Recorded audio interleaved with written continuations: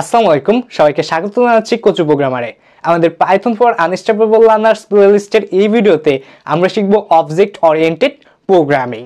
শুরু থেকেই বলে রাখি, এই ভিডিওতে আমরা ক্লাস, অবজেক্ট, মেথড, কনস্ট্রাক্টর এগুলো শেখার পর অবজেক্ট ওরিয়েন্টেড প্রোগ্রামিং এর যে মূল কনসেপ্ট অর্থাৎ এনক্যাপসুলেশন, ইনহেরিটেন্স এগুলো নিয়ে আলোচনা করব। যারা আগে থেকেই অবজেক্ট এবং ক্লাস এগুলো সম্পর্কে জানেন তারা চাইলে পারে এখনই ডেসক্রিপশন বক্স থেকে এই ভিডিওর যে কোনো একটা চ্যাপ্টারে আপনার পছন্দ মতো চলে যেতে পারবেন এবং আমার আগের ভিডিওগুলো যদি না দেখে থাকেন তাহলে সেগুলো দেখে আসতে পারেন, কোনো সমস্যা নেই। আর এই ভিডিওটা শুরু করার আগে আপনাদের কাছে আমার একটা ছোট্ট রিকোয়েস্ট, আপনারা যদি কোচু প্রোগ্রামারে নতুন হয়ে থাকেন তাহলে এখনই কোচু প্রোগ্রামারকে সাবস্ক্রাইব করুন আর আমাকে আরও বেশি উৎসাহিত করতে এই ভিডিওতে এক্ষুনি একটা লাইক দিয়ে দিন।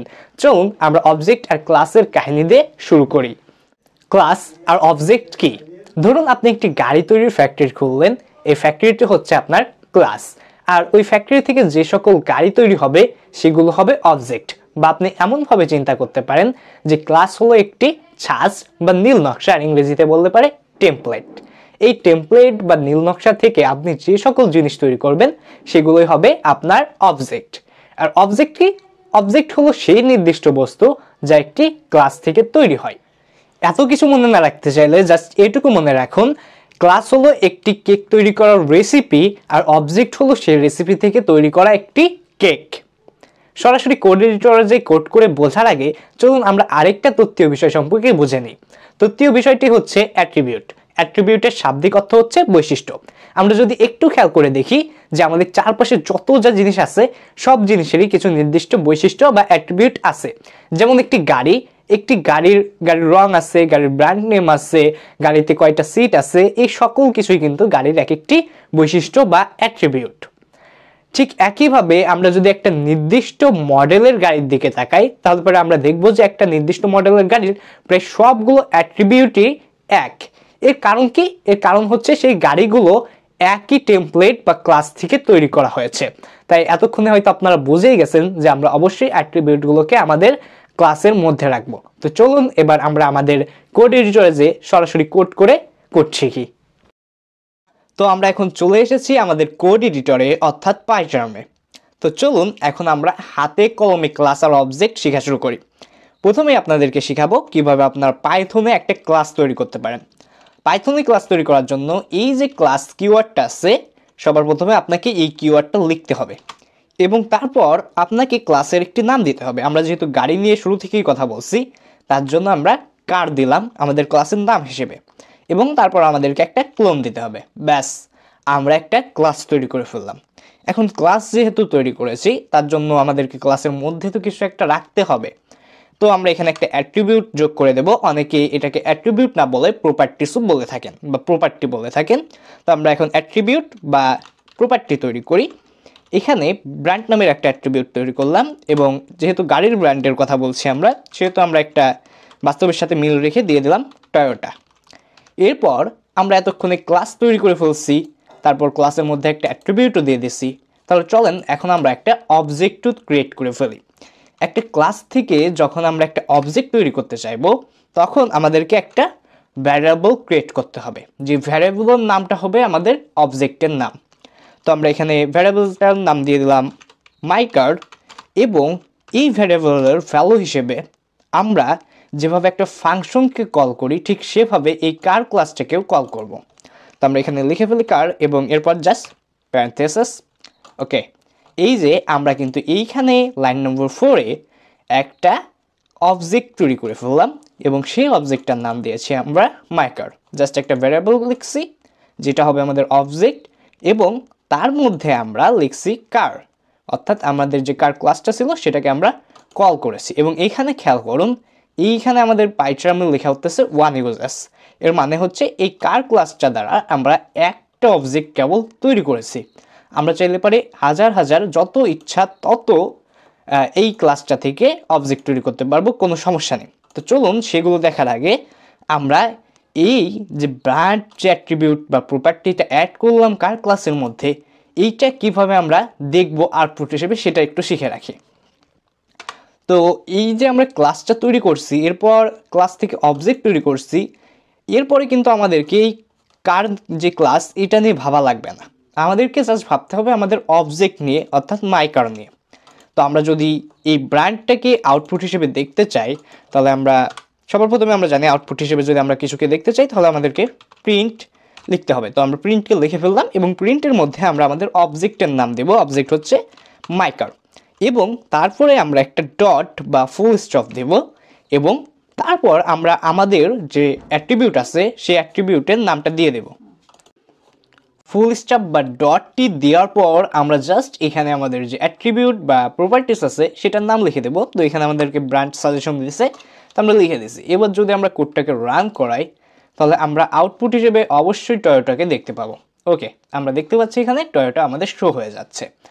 তো এইখানে একটা জিনিস বলে রাখি যে আমরা এখানে একটা মাত্র প্রপার্টি বা অ্যাট্রিবিউট ইউজ করছি। আমরা চাইতে পারি যত খুশি তত অ্যাট্রিবিউট ইউজ করতে পারি। যেমন ধরেন আমাদের গাড়ির ব্র্যান্ড নেম দিছি, গাড়ির তো একটা দামও থাকে, তো আমরা প্রাইস দিয়ে দিই। প্রাইস কত, যাই হোক একটা ডিজিট বসাই দিই, পরে গুনে নেওয়া যাবে। তারপর ধরেন আপনার অনেক গাড়িতে অনেকগুলো স্পেশাল ফিচার্স থাকে, তো আমরা এখানে ফিচার লিখি এবং অ্যাট্রিবিউট হিসেবে আমরা এখন জাস্ট ভ্যারিয়েবল ক্রিয়েট করতেছিলাম। অ্যাট্রিবিউটগুলো একেবারে সম্পূর্ণ ভ্যারিয়েবলের মতোই। তো আমরা অনেকে আবার ভাবে যে এইখানে যে আমরা যে অ্যাট্রিবিউট আছে সেই অ্যাট্রিবিউটের ভ্যালুগুলো এইরকম জাস্ট একটা সিম্পল টেক্সটই হইতে হবে, এরকম অনেকে মনে করে বসে। না, আমরা চাইলে পরে একটা লিস্টকেও আমাদের অ্যাট্রিবিউটের ভ্যালু হিসেবে ব্যবহার করতে পারি। তো এখানে আমরা লিস্ট দিলাম। তো আমাদের স্পেশাল ফিচার কী কী থাকতে পারে আমাদের গাড়িতে ভাবেন? হ্যাঁ, আমাদের গাড়িতে জিপিএস থাকতে পারে, তারপর গাড়িতে মিউজিক তো থাকবে অবশ্যই, এগুলোকে আমরা স্পেশাল ফিচার্সে ধরলাম, মিউজিক। এরপর আপনার জিপিএস, মিউজিক, এরকম নানান ধরন থাকে, এয়ার কন্ডিশন থাকে। তো এরকম আমরা অনেকগুলো এলিমেন্ট আস্তে আস্তে পরবর্তীতে যোগ করতে পারবো। তো চলেন আমরা এইগুলোকে আউটপুট হিসেবে আউটপুট নিয়ে দেখি। তো এখানে আমরা অবজেক্টের নাম লিখে ফেললাম, অ্যান্ড দেন আমরা জাস্ট ব্র্যান্ড লিখলাম। সরি, ব্র্যান্ড না, এবার আমরা দেখতে চাচ্ছি আমাদের ফিচার্স নামে আমরা যেটাকে ক্রিয়েট করছি এইটাকে। সো এখানে সাজেশনে দিছে, লিখি। এবার আমরা যদি আউটপুটে দিই, ওকে, আমাদের এটাও কিন্তু এই ফিচার্স নামে যে অ্যাট্রিবিউটটা আমরা ক্রিয়েট করছিলাম সেটার যে ভ্যালু সেটাও আমাদেরকে দেখাচ্ছে খুব সহজেই। তো আমরা দেখলাম যে মাল্টিপল যে অ্যাট্রিবিউট আছে সেটাও আমরা ক্রিয়েট করতে পারি। এবার চলুন আপনাদেরকে মাল্টিপল অবজেক্ট দেখাই। সো আমরা এখানে একটু ক্রিয়েট করি অ্যান্ড ওকে, এবার আমরা মাল্টিপল অবজেক্ট। তো এখানে আমি একটা অবজেক্ট আগে থেকেই তৈরি করছিলাম মাইকার নামে। এবার ধরেন আমার তো একার না, ধরেন আমার ভাইয়েরও একটা গাড়ি আছে, এখানে আমি জাস্ট ব্রো কার লিখে রাখি। অ্যান্ড এর মধ্যেও আমরা কার ক্লাসটাকে কল করি, এবং কার ক্লাসটাকে কল করা মাত্রই আপনি এইখানে দেখতে পারবেন আমাদের পাইচাম বলতেছে এই কার ক্লাসটাকে আমরা দুইবার ব্যবহার করেছি। আবার যদি আমরা এইখান থেকে এটাকে মুছে দিই, আবার এটা 1 হয়ে যাবে, অর্থাৎ আমরা এই যে মাইকারের মধ্যেই শুধু কারকে ইউজ করছি। তো আমরা আবার ফিরে যাই, এবং ফিরে যাওয়ার পর দেখবেন আবারও আমাদের পাইচাম বলতেছে আমরা এটা দুইবার ইউজ করছি, মানে দুইটা অবজেক্ট আমরা এখানে ক্রিয়েট করছি।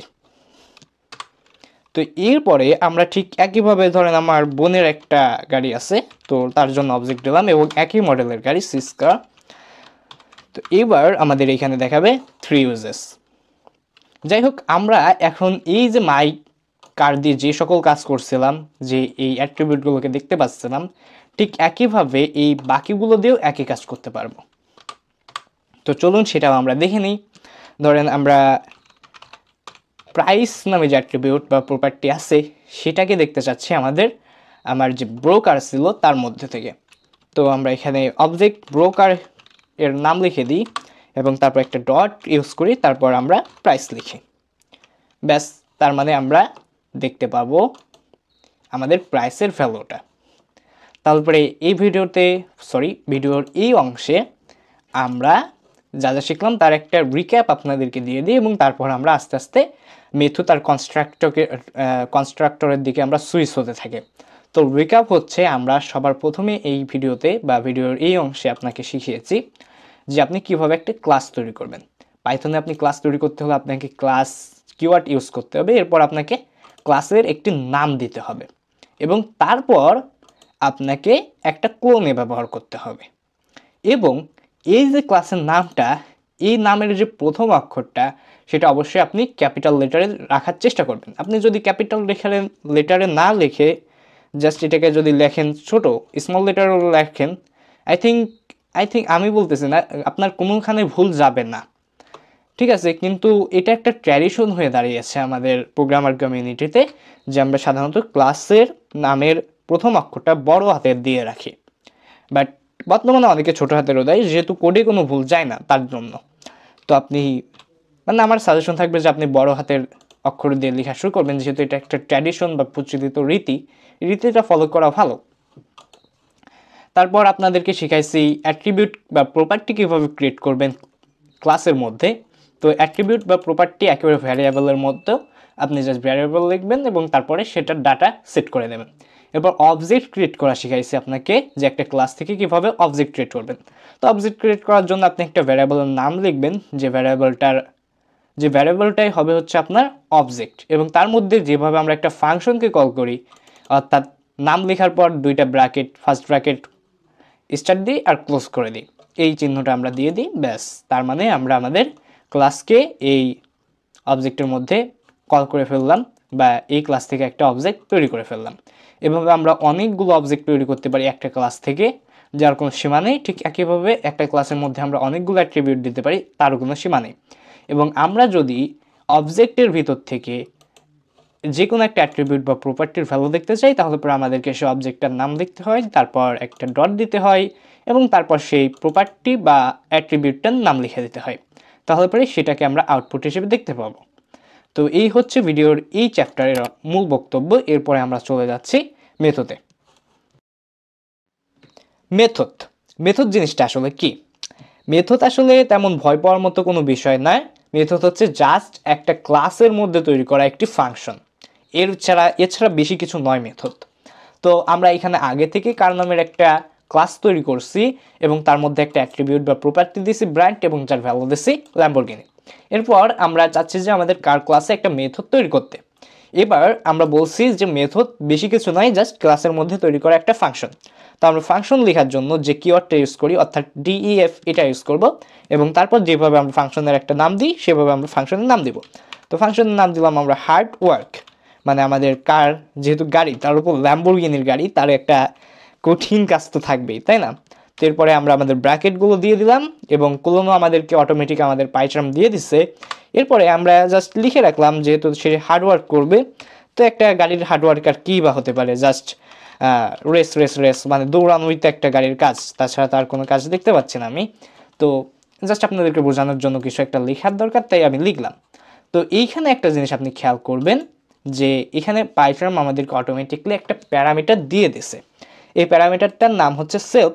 আপনি যখন একটা মেথড তৈরি করবেন, অর্থাৎ একটা ক্লাসের মধ্যে যখন একটা ফাংশন তৈরি করবেন, যেটাকে আমরা বলে থাকি মেথড, যখন আপনি একটা মেথড তৈরি করবেন তখন আপনাকে বাধ্যতামূলকভাবে এই সেলফ প্যারামিটারটা দিতে হবে। এটা কেন দেওয়া হয়েছে, এটা কোন কাজে লাগে, সেটা আপনি একটু পরেই যখন আমরা ভিডিওতে গ্রো করব বা ভিডিওটা এগিয়ে যাবে তখন আপনি বুঝে যাবেন। জাস্ট আপাতত এটুকু বুঝে রাখেন, যখন আপনি একটা মেথড ক্রিয়েট করবেন তখন সেই মেথডের আপনাকে অবশ্যই একটা প্যারামিটার দেওয়া লাগবে, যে প্যারামিটারটার নাম হচ্ছে সেলফ। তো আমরা এখন এই কার ক্লাসটা থেকে একটা অবজেক্ট ক্রিয়েট করি, এবং অবজেক্ট ক্রিয়েট করা আপনারা গত চ্যাপ্টারে শিখে যাচ্ছেন। তো আমরা সেই একই নামে আরেকটা অবজেক্ট ক্রিয়েট করি। অবজেক্ট ক্রিয়েট করা হয়ে গেল। অবজেক্ট ক্রিয়েট করার পর আমরা চাচ্ছি যে এই যে আমাদের যে মেথডটা, সেই মেথডটাকে কল করতে, তার জন্য আমাদেরকে বেশি কিছু করতে হবে না, আমাদেরকে জাস্ট আমাদের অবজেক্টের নাম লিখতে হবে।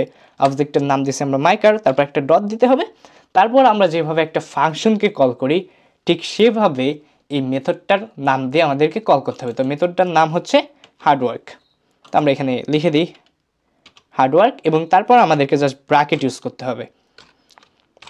তো আমরা আমাদের ব্র্যাকেটগুলো ইউজ করে ফেলছি, এবং এই যে সেলফ, এই সেলফের যে প্যারামিটার, আমরা সাধারণত যদি কোনো প্যারামিটার দিই একটা ফাংশনে, তাহলে পরে আমরা সেটার একটা ভ্যালু বসাই, কিন্তু সেলফের আমরা কোনো ভ্যালু দিব না।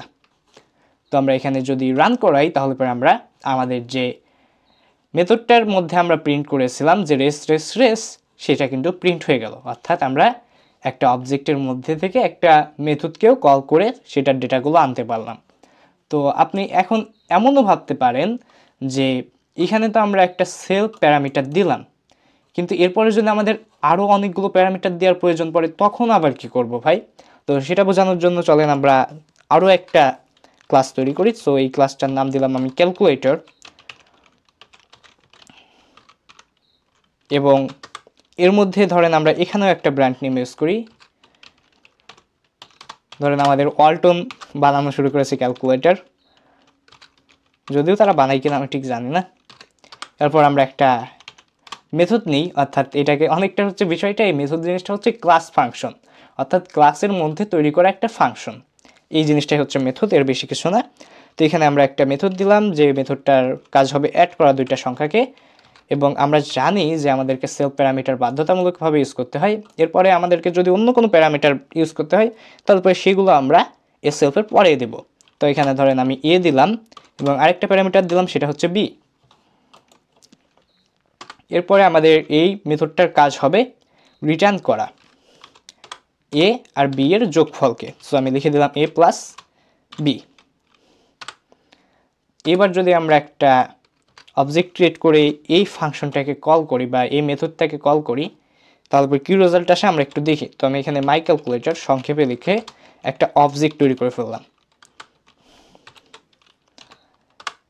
এই জিনিসটাকে আমরা যদি আউটপুট হিসেবে দেখতে চাই তাহলে আমরা প্রিন্ট ফাংশন ইউজ করলাম, এবং প্রিন্টের মধ্যে আমরা আমাদের অবজেক্টের নাম লিখলাম যে মাই ক্যালকুলেটর ডট, এরপরে আমাদের যে অ্যাড মেথড সেই মেথডটার নাম লিখতে হবে। তো আমরা এখানে অ্যাড লিখলাম। অ্যাড লিখার পর আমরা আবার ব্র্যাকেট ইউজ করব অবশ্যই। সো ব্র্যাকেট দিয়ে দিই, এবং ব্র্যাকেট দেওয়ার পর আমরা কিন্তু সেলফের ভ্যালুটা স্কিপ করব। আমরা সরাসরি এখানে এ এর ভ্যালু আর বি এর ভ্যালু দেব। সো আমরা ধরেন 5 আর 5 যোগ করতে চাচ্ছি, তো এর ভ্যালু হিসেবে আমি 5 দিলাম এবং বি এর ভ্যালু হিসেবে ধরেন আমরা 4 দিলাম। এখানে যদি এখানে আমাদের দেখেন পাইটার্ম অটোমেটিকলি আমাদেরকে ডিফাইন করে দিচ্ছে 5টা হচ্ছে এর ভ্যালু আর 4 হচ্ছে বি এর ভ্যালু। এবার যদি আমরা রান করি প্রোগ্রামটাকে, ওকে, আমরা 5 আর 4 এর যোগফল হিসেবে 9কে দেখতে পাচ্ছি।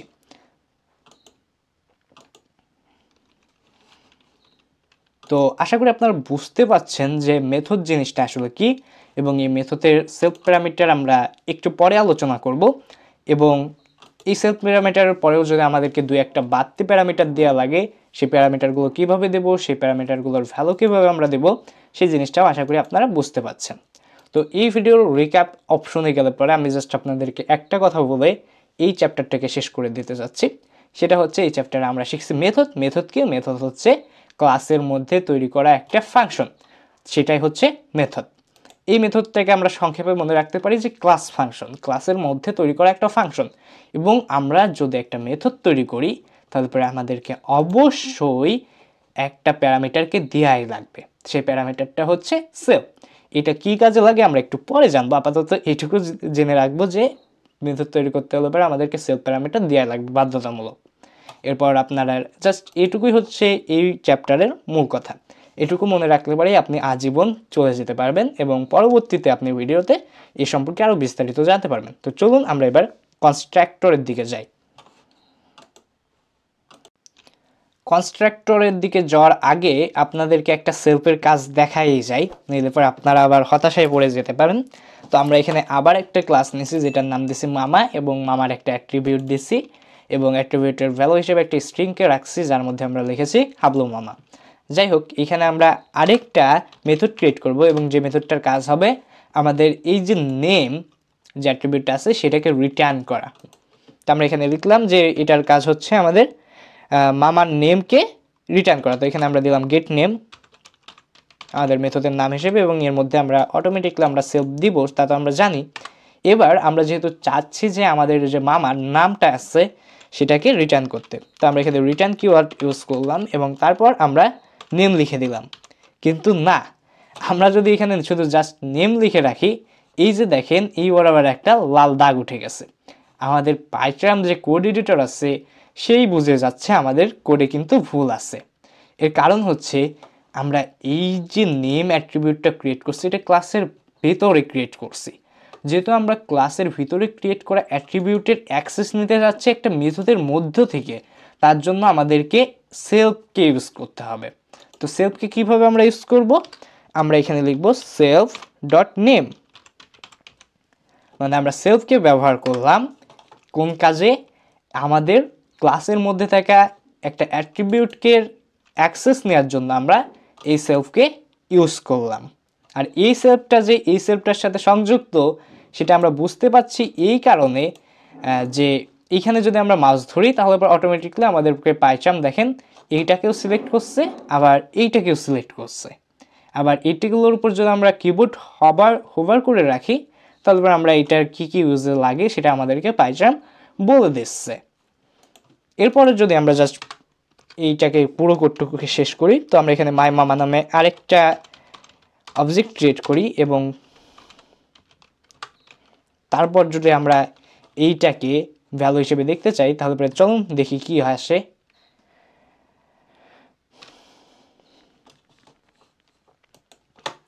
তো আমরা এখানে আবার প্রিন্ট লিখি, প্রিন্ট লেখার পর আমরা অবজেক্টের নাম দিই মাই মামা এবং তারপর একটা ডট দিই। ওকে, ডট দেওয়ার পর আমরা জাস্ট যে গেট নেম আছে সেই গেট নেমকে কল করে ফেলি এবং এখানে আমরা অবশ্যই ফাঁকা রাখবো, যেহেতু আমরা জানি যে সেলফ প্যারামিটারের কোনো ভ্যালু দেওয়ার কোনো প্রয়োজন নেই। এবার যদি আমরা রান করি প্রোগ্রামটাকে, ওকে আমরা এখানে হাবলু মামাকে দেখতে পাচ্ছি, কোনো সমস্যা নেই। তো আশা করি সেলফ সম্পর্কে একটু হলেও ধারণা আছে। আস্তে আস্তে যেভাবে আমরা এইভাবে যদি কোড করে যাই তাহলে পরে আপনার এই সেলফ সম্পর্কে আরও বিভিন্ন ধারণা চলে আসবে। তো চলুন আমরা কনস্ট্রাক্টরের দিকে এগিয়ে যাই।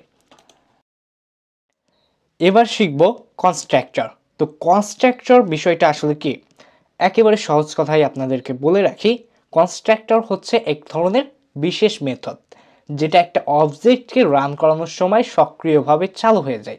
মানে একটা মেথডকে কিন্তু আমাদের অবজেক্টের মাধ্যমে আলাদা করে কল করা লাগে, কিন্তু কনস্ট্রাক্টরের ক্ষেত্রে আলাদাভাবে কোনো কল করার কোনো বিষয় নেই, সেটা সক্রিয়ভাবে চালু হয়ে যাবে। তো মূলত আমরা একটা অবজেক্টকে ইনিশিয়ালাইজ করার জন্য কনস্ট্রাক্টর ইউজ করে থাকি। তো কোড করলে পরে অবশ্যই আপনারা বুঝে যাবেন, কোড না করলে বুঝবেন না। তো আমরা এখানে একটা ক্লাস তৈরি করি, ক্লাসটার নাম দিলাম ধরেন স্টুডেন্ট, এবং এর মধ্যে আমরা একটা কনস্ট্রাক্টর তৈরি করতে যাচ্ছি। যেহেতু আমরা আগেই বলছি যে কনস্ট্রাক্টর হচ্ছে এক ধরনের বিশেষ মেথড, তো আমরা এখানে মেথডের জন্য ডিএফ লিখলাম। এরপর আমরা অবশ্যই নামটা দিব একটা মেথডের, কিন্তু আমরা যেহেতু কনস্ট্রাক্টর তৈরি করতে চাচ্ছি তার জন্য আমাদের মেথডের নামটা হচ্ছে ধরাবাঁধা একটা নাম আছে, সেই ধরাবাঁধা নামটা হচ্ছে ইনিট। কিন্তু আমরা যদি এভাবে স্বাভাবিকভাবে ইনিট লিখি তাহলে হবে না, আমাদেরকে অবশ্যই তার আগে যে এখানে আমাদেরকে সাজেশন দিচ্ছে যে 2টা আন্ডারস্কোর দিতে হবে শুরুতে এবং শেষে 2টা আন্ডারস্কোর দিতে হবে। তো আমরা এখানে সাজেশন থেকে নিয়ে নিই, এবং যেহেতু আমি বলছি যে কনস্ট্রাক্টর এক ধরনের মেথড, তার জন্য আমাদেরকে অবশ্যই সেলফ প্যারামিটারকে এখানে ইউজ করতে হবে বাধ্যতামূলকভাবে। এখানে আপনাদেরকে আবার একটু বলি, কনস্ট্রাক্টর হচ্ছে এক ধরনের বিশেষ মেথড যেটা মূলত একটা অবজেক্টকে কল করার সময় অটোমেটিকলি বা সক্রিয়ভাবে চালু হয়ে যায়, আলাদাভাবে কল করার কোনো প্রয়োজন পড়ে না। এইখানে আমরা যখন কনস্ট্রাক্টর তৈরি করতে চাইব তখন এখন আমাদেরকে অবশ্যই একটা মেথডের মতো করে সব কিছু করতে হবে, কিন্তু কনস্ট্রাক্টরের ক্ষেত্রে নামটা হচ্ছে ধরাবাঁধা একটা নাম দিতে হবে। সেই ধরাবাঁধাটা নামটা হচ্ছে ইনিট, কিন্তু স্বাভাবিকভাবে ইনিট লিখলে হবে না, সেই ইনিটের আগে এবং পরে 2টা করে আন্ডারস্কোর দিতে হবে, এই যে এইভাবে, ঠিক আছে। এবং তারপর আমরা কোলন দিলাম, যেভাবে আমরা কাজগুলো করি। এবার আমরা চাচ্ছি আমাদের যে ইনিট কনস্ট্রাক্টর আছে, অর্থাৎ কনস্ট্রাক্টরের নাম ইনিট বাদে অন্য কোনো কিছু হতেই পারে না, এটা আপনি চোখ বুজে বিশ্বাস করতে পারেন। এর মধ্যে আমরা কিছু অ্যাট্রিবিউট রাখতে চাচ্ছি। তো আমরা যদি এর মধ্যে অ্যাট্রিবিউট রাখতে চাই তাহলে পরে আমাদেরকে সেলফ ইউজ করতে হবে, এবং সেলফের লেখার পর আমাদেরকে ডট দিতে হবে, এরপর অ্যাট্রিবিউটের নেম দিতে হবে। তো আমরা এখানে নেম দিলাম, এবং অ্যাট্রিবিউটের নেম হিসেবে, নেমের ভ্যালু হিসেবে আমরা আরেকটা প্যারামিটার নিই, সেটা হচ্ছে নেম। এই প্যারামিটারটাকে আমরা সেট করে দিই, এবং আমরা আরও একটা অ্যাট্রিবিউট নিই। তো এখানে আর যেহেতু আমরা কনস্ট্রাক্টরের ভিতরে অ্যাট্রিবিউট লিখতে চাচ্ছি তার জন্য আমাদেরকে এই সেলফকে ইউজ করা লাগতেছে। তো আমরা সেলফের পর একটা ডট দিয়ে দিলাম, এখানে আমরা লিখলাম এস, এবং এজের ভ্যালু দেওয়ার জন্য আমরা এখানে আরও একটা এজ নামে, এখানে আপনি এজ বাদে অন্য কিছু দিতে পারেন, আপনাদেরকে বোঝানোর জন্য এখানে আমি বয়স লিখে দিই, নইলে পরে আপনারা আবার অনেকে বাজায় ফেলবেন যে ওইখানে এজই দিতে হবে, অন্য কিছু দেওয়া যাবে না, এরকম অনেকেই ভেবে বসতে পারেন, তার জন্য মূলত। তো আমরা এখানে বয়স দিয়ে দিলাম, এজের ভ্যালু হিসেবে। এবার আমরা যদি এই স্টুডেন্ট ক্লাস থেকে একটা অবজেক্ট তৈরি করি, তো অবজেক্টের নাম দিলাম মি দেওয়ার পর আমরা জাস্ট এখানে স্টুডেন্টকে কল করব, মানে স্টুডেন্ট ক্লাসকে কল করব, মানে আমরা একটা অবজেক্ট যেভাবে তৈরি করি সেভাবে তৈরি করব। এখন একটা জিনিস আপনাদেরকে আগেই বলছিলাম যে আমরা কনস্ট্রাক্টর হচ্ছে একটা বিশেষ ধরনের মেথড, যেটা একটা অবজেক্ট তৈরি করার সময় অটোমেটিকলি রান হতেই থাকে। সেটাকে স্পেশাল করে যেভাবে আমরা একটা মেথডকে গত পর্বে কল করেছিলাম, ঠিক স্পেশালভাবে কল করার কোনো প্রয়োজন নেই। ঠিক একইভাবে এই যে মেথডের যে প্যারামিটারগুলো রয়েছে, এই যে কনস্ট্রাক্টরের যে প্যারামিটারগুলো রয়েছে, সেই প্যারামিটারগুলো কী কী আছে, সেলফের ভ্যালু তো দেওয়ার প্রয়োজন নাই, সেটা অটোমেটিকলি সেট করা আছে। আমাদেরকে প্যারামিটারের ভ্যালু দিতে হবে নেম আর বয়সের। তো এই নেম আর বয়সের ভ্যালুগুলো আমরা কিভাবে দেবো? আমরা কি এই অবজেক্ট ডট দিয়ে তারপর আমরা কি এইভাবে ইনিট লিখে এইভাবে করে আমরা দিব? না, আমরা এইভাবে করে দিব না। আমরা দিব সরাসরি এই যে অবজেক্ট ক্রিয়েট করছি এবং অবজেক্টের মধ্যে ক্লাসটাকে কল করছি, এই যে ক্লাসের যে ব্র্যাকেট আছে এর মধ্যে আমরা কনস্ট্রাক্টরের এইগুলো প্যারামিটারের ভ্যালুগুলো দিয়ে দিব। তো আমরা এখানে নেমের ভ্যালু হিসেবে ধরেন যেহেতু আমি মি দিছি, তো আমার নামটাই দিয়ে দিই জাকারিয়া, এবং এখানে আমাকে বয়স এর ভ্যালু দিতে হবে, তো আমি বয়সের ভ্যালু দিয়ে দিই বয়স 16। ওকে, এবার আমরা জাস্ট যদি আমাদের ভ্যালুগুলো দেখতে চাই তারপরে কোনো ব্যাপার না, আমরা জাস্ট লিখব প্রিন্ট, আমরা ইউজ করব প্রিন্ট, তারপর আমরা লিখব মিম অর্থাৎ অবজেক্টের নাম লিখব, তারপর একটা ডট দিয়ে আমরা আমাদের নেমকে দেখতে চাচ্ছি, প্লাস আমরা আরও দেখতে চাচ্ছি, এখানে আমরা একটা দিলাম এবং এরপর আমরা মি ডট এইচ, মানে পাশাপাশি আমরা বয়স আর নামটাকে দেখতে চাচ্ছি। তো একসাথে আমরা দুইটা জিনিসকে প্রিন্ট করানোর জন্য এখানে মাঝখানে একটা কমা ইউজ করছি। এবার যদি আমরা প্রোগ্রামটাকে রান করাই, ওকে, এখানে জাকারিয়া 16 আমরা একেবারে আউটপুট দেখতে পাচ্ছি, কোনো সমস্যা হচ্ছে না। তো এই হচ্ছে আমাদের কনস্ট্রাক্টর। এখানে দেখুন আমরা কিন্তু আলাদাভাবে এই ইউনিটকে কল করিনি, কিন্তু আমরা সরাসরি এই ইউনিটের যে প্যারামিটারগুলো সেটার ভ্যালুগুলো দিয়ে দিচ্ছি সরাসরি। আমরা যখন অবজেক্ট ক্রিয়েট করছিলাম সেই অবজেক্ট ক্রিয়েট করার সময় আমরা এর অ্যাট্রিবিউটের প্যারামিটারের ভ্যালুগুলো আমরা দিয়ে দিছি। তো এর কারণেই আমরা বলতেছিলাম যে কনস্ট্রাক্টরকে আলাদাভাবে কল করা লাগে না, যদিও কনস্ট্রাক্টরও এক পদের মেথড, কিন্তু তাকে আলাদাভাবে কল করা লাগে না। সে সক্রিয় বা অটোমেটিক্যালি যখন অবজেক্ট ক্রিয়েট করা হয় তখন সবসময় চলতেই থাকে। তো এই জিনিসটা কিভাবে আরও ভালোভাবে বোঝানো যায় এর জন্য আমরা এর পরের চ্যাপ্টারে যাব, এবং পরের চ্যাপ্টারের নাম দিছি আমরা অ্যাট্রিবিউট সমাচার। তো চলুন আমরা অ্যাট্রিবিউট সমাচারে চলে যাই, যাতে আপনাদেরকে আরও একটু ভালোভাবে বোঝাতে পারি। আমি মূলত আমাদের পাইথন ফর আনস্টপেবল লার্নার্স এই প্লেলিস্টের প্রত্যেকটা ভিডিও তৈরি করতে বসার আগে একটা করে হ্যান্ডবুক বানাই, এবং সেই হ্যান্ডবুকটাকে আপনাদের সাথে শেয়ার করি, যাতে আপনারা পরবর্তীতে এই ভিডিওটি না দেখেই এই ভিডিওতে যে যে টপিকগুলো নিয়ে আলোচনা করা হয়েছে বা শেখানো হয়েছে সেই জিনিসটাকে রিভিশনে বা রিভাইসে রাখতে পারেন। তো চলুন আজকের ভিডিওতে যে হ্যান্ডবুকটা আমি দিব সেই হ্যান্ডবুকটা আপনি কিভাবে ডাউনলোড করবেন সেটা আপনাদেরকে দেখাই দিই। প্রথমে আপনি গুগলে এসে সার্চ করবেন কোচ প্রোগ্রামার, এবং সেইখানে আপনি এইখানে আমাদের ব্লগার দিয়ে তৈরি করা একটা ওয়েবসাইট পেয়ে যাবেন coachprogramer.blogspot.com, এবং সেটাতে আপনি ক্লিক করে দিবেন এবং ওয়েবসাইটটা ওপেন হয়ে যাবে। ওয়েবসাইটটা ওপেন হয়ে যাওয়ার পর আপনি চলে যাবেন এখানে মেনুবারে থেকে আপনি সিলেক্ট করে নেবেন নোটসকে, এবং নোটসের ভিতর গেলে পারে আপনি পেয়ে যাবেন একটা অসাধারণ বেশ কিছু একটা লিস্ট। এই যে আমি এ পর্যন্ত যতগুলো ভিডিও বানাইছি সবগুলোর জন্য আমি যে নোটবুকগুলো রাখছি সেই নোটবুকগুলো আপনারা এখান থেকে ডাউনলোড করতে পারবেন। এখানে দেখতে পাচ্ছেন আজকের ভিডিওতে আমরা অবজেক্ট ওরিয়েন্টেড প্রোগ্রামিং নিয়ে আলোচনা করছি। তো এখানে আমরা অবজেক্ট ওরিয়েন্টেড প্রোগ্রামিংয়ের এখানে যদি ডাউনলোড বাটনে ক্লিক করি তারপরে এটা আপনাদেরকে আমার গুগল ড্রাইভে নিয়ে যাবে। এই যে নোটবুকটা, আপনারা চাইলে পারে এই নোটবুকটা ডাউনলোড করে রাখতে পারেন, এবং নোটবুকটা আমি অবশ্যই খুব সুন্দর করেই ডিজাইন করে রাখছি। আপনারা এইখানে ক্লিক করে এটা ডাউনলোড করে নিতে পারবেন। শুধু এই নয়, আমি প্রত্যেকটা ভিডিওর শেষে আপনারা যাতে নিজেকে যাচাই করে নিতে পারেন যে আপনি কতটুকু শিখছেন আজকের ভিডিও থেকে, তার জন্য কুইজ রাখি। আপনারা এখান থেকে কুইজ সিলেক্ট করে চলে যাবেন, তারপর আপনি এখানে দেখতে পাবেন আমার কুইজগুলো রাখা আছে, আপনি আপনার পছন্দ মতো কুইজে জয়েন হয়ে নিজেকে যাচাই করে নিতে পারবেন এবং সাথে সাথে আপনি ফলাফল দেখতে পারবেন। সবাইকে স্বাগত জানাচ্ছি এবারের চ্যাপ্টার অ্যাট্রিবিউট সমাচারে। তো অ্যাট্রিবিউট সমাচারকে আমরা একটু গল্পে গল্পে শিখব। ধরুন আপনি একটা ই কমার্স অ্যাপ্লিকেশন তৈরি করেছেন এবং সেই ই কমার্স অ্যাপ্লিকেশনের ভিতরে আপনার শপিং নামে একটা ক্লাস আছে। তো আমরা এখানে শপিং নামে একটা ক্লাস তৈরি করে ফেলি। ওহো, তো শপিং নামে আমরা ক্লাসটা তৈরি করলাম এবং এখানে আমরা আরেকটা পি দিয়ে দিই। এরপর এর মধ্যে ধরেন আপনার একটা কার্ট নামের একটা অ্যাট্রিবিউট আছে, যে অ্যাট্রিবিউটটার ভ্যালু হচ্ছে একটা ফাঁকা লিস্ট। আমরা জানি অনেক ই কমার্স ওয়েবসাইটে এক একটা কার্ট থাকে, যেখানে আমরা যদি কোনো জিনিস কেনার উইশ করি বা ইচ্ছা করি তখন চাইলে পারে সেই জিনিসটাকে আমরা আমাদের কার্টে যোগ করে রাখতে পারি এবং পরবর্তীতে সেখান থেকে আমরা অর্ডার করতে পারি। তো এর মধ্যে সেই শপিং ক্লাসের মধ্যে আরেকটা ফাংশন আছে, সেই ফাংশন না, আমরা যখন কোনো ক্লাসের মধ্যে কোনো ফাংশন রাখি তখন সেটাকে বলে মেথড। সো আমরা আরেকটা মেথড আছে, সেই মেথডটার নাম হচ্ছে অ্যাড টু কার্ট, অর্থাৎ কাস্টমার যে জিনিসটা পছন্দ করছে সেটাকে সেই কাস্টমারের কার্টে যোগ করে দেওয়া হবে। তো আমরা সেই ফাংশনটা লিখে ফেলি বা মেথডটা লিখে ফেলি, অ্যাড টু কার্ট। ওকে, এবং এখানে আমরা সেলফ অটোমেটিক দিয়েই দেবে, আপনারা জানেন।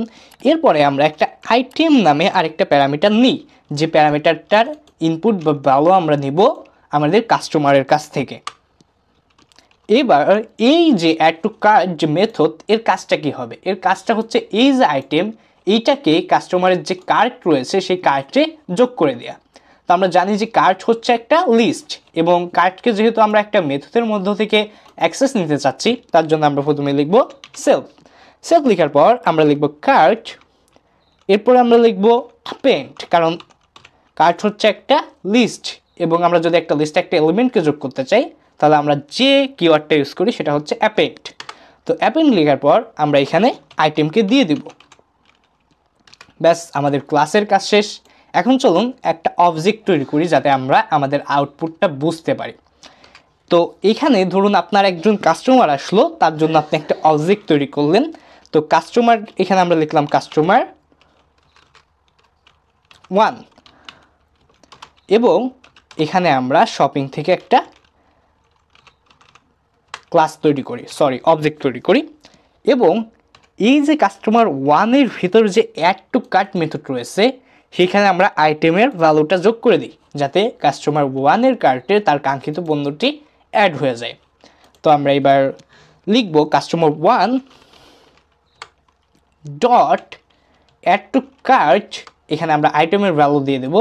তো ধরেন আমাদের কাস্টমার 1 চাচ্ছে যে সে একটা শার্ট অর্ডার করবে, তো আমরা এখানে লিখে দিলাম শার্ট।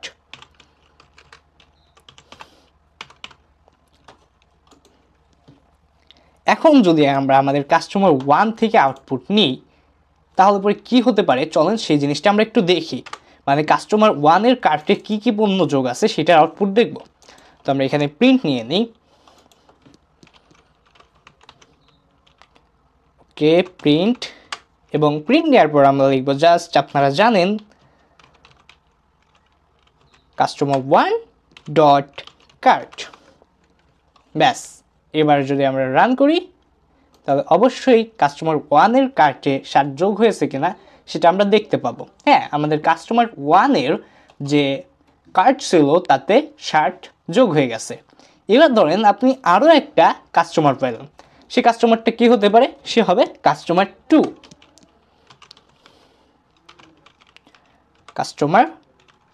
2, এবং এখান থেকেও আমরা আরেকটা নতুন অবজেক্ট নিই শপিং ক্লাস থেকে,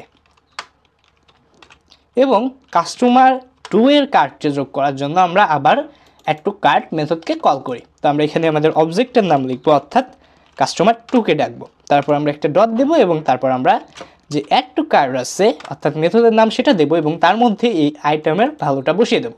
তো আমাদের কাস্টমার 2 চাচ্ছে সে একটা জুতা কিনবে, না আগের জন শার্ট, এখন আমাদের কাস্টমার 2 চাচ্ছে সে প্যান্ট অর্ডার দেবে। তো এখানে আমরা লিখলাম প্যান্ট। এবং একইভাবে যদি আমরা আবার একটা প্রিন্ট করে কাস্টমার টুর এর কার্টে কী কী জিনিস আছে সেটা দেখার চেষ্টা করি, তাহলে পরে কী আউটপুট আসে চলুন দেখে নেওয়া যাক।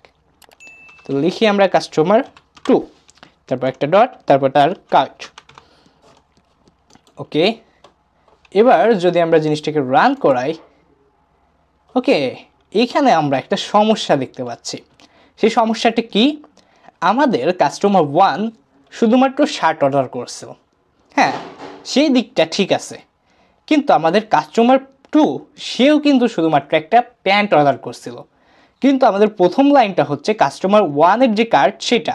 তো কাস্টমার 1-এর বেলায় সেই জিনিসটা ঠিক আছে যে সে শুধুমাত্র একটা শার্ট অর্ডার করছিল, সেই শার্টটাই তার কার্টে রয়েছে। কিন্তু আমরা পরবর্তীতে দেখতে পাচ্ছি আমাদের যে কাস্টমার 2 আছে, সেই কাস্টমার 2-এর কার্টে কিন্তু শুধুমাত্র এই প্যান্ট থাকার কথা, কারণ সে কিন্তু শার্ট অর্ডার করেন নাই। কিন্তু কাস্টমার 1 যেহেতু আগে অর্ডার করছে, তারটা প্রথমে কার্টের থেকেই গিয়েছিল এবং তারপর আবার প্যান্ট নতুন করে যোগ হয়ে কাস্টমার 2 চলে গেছে।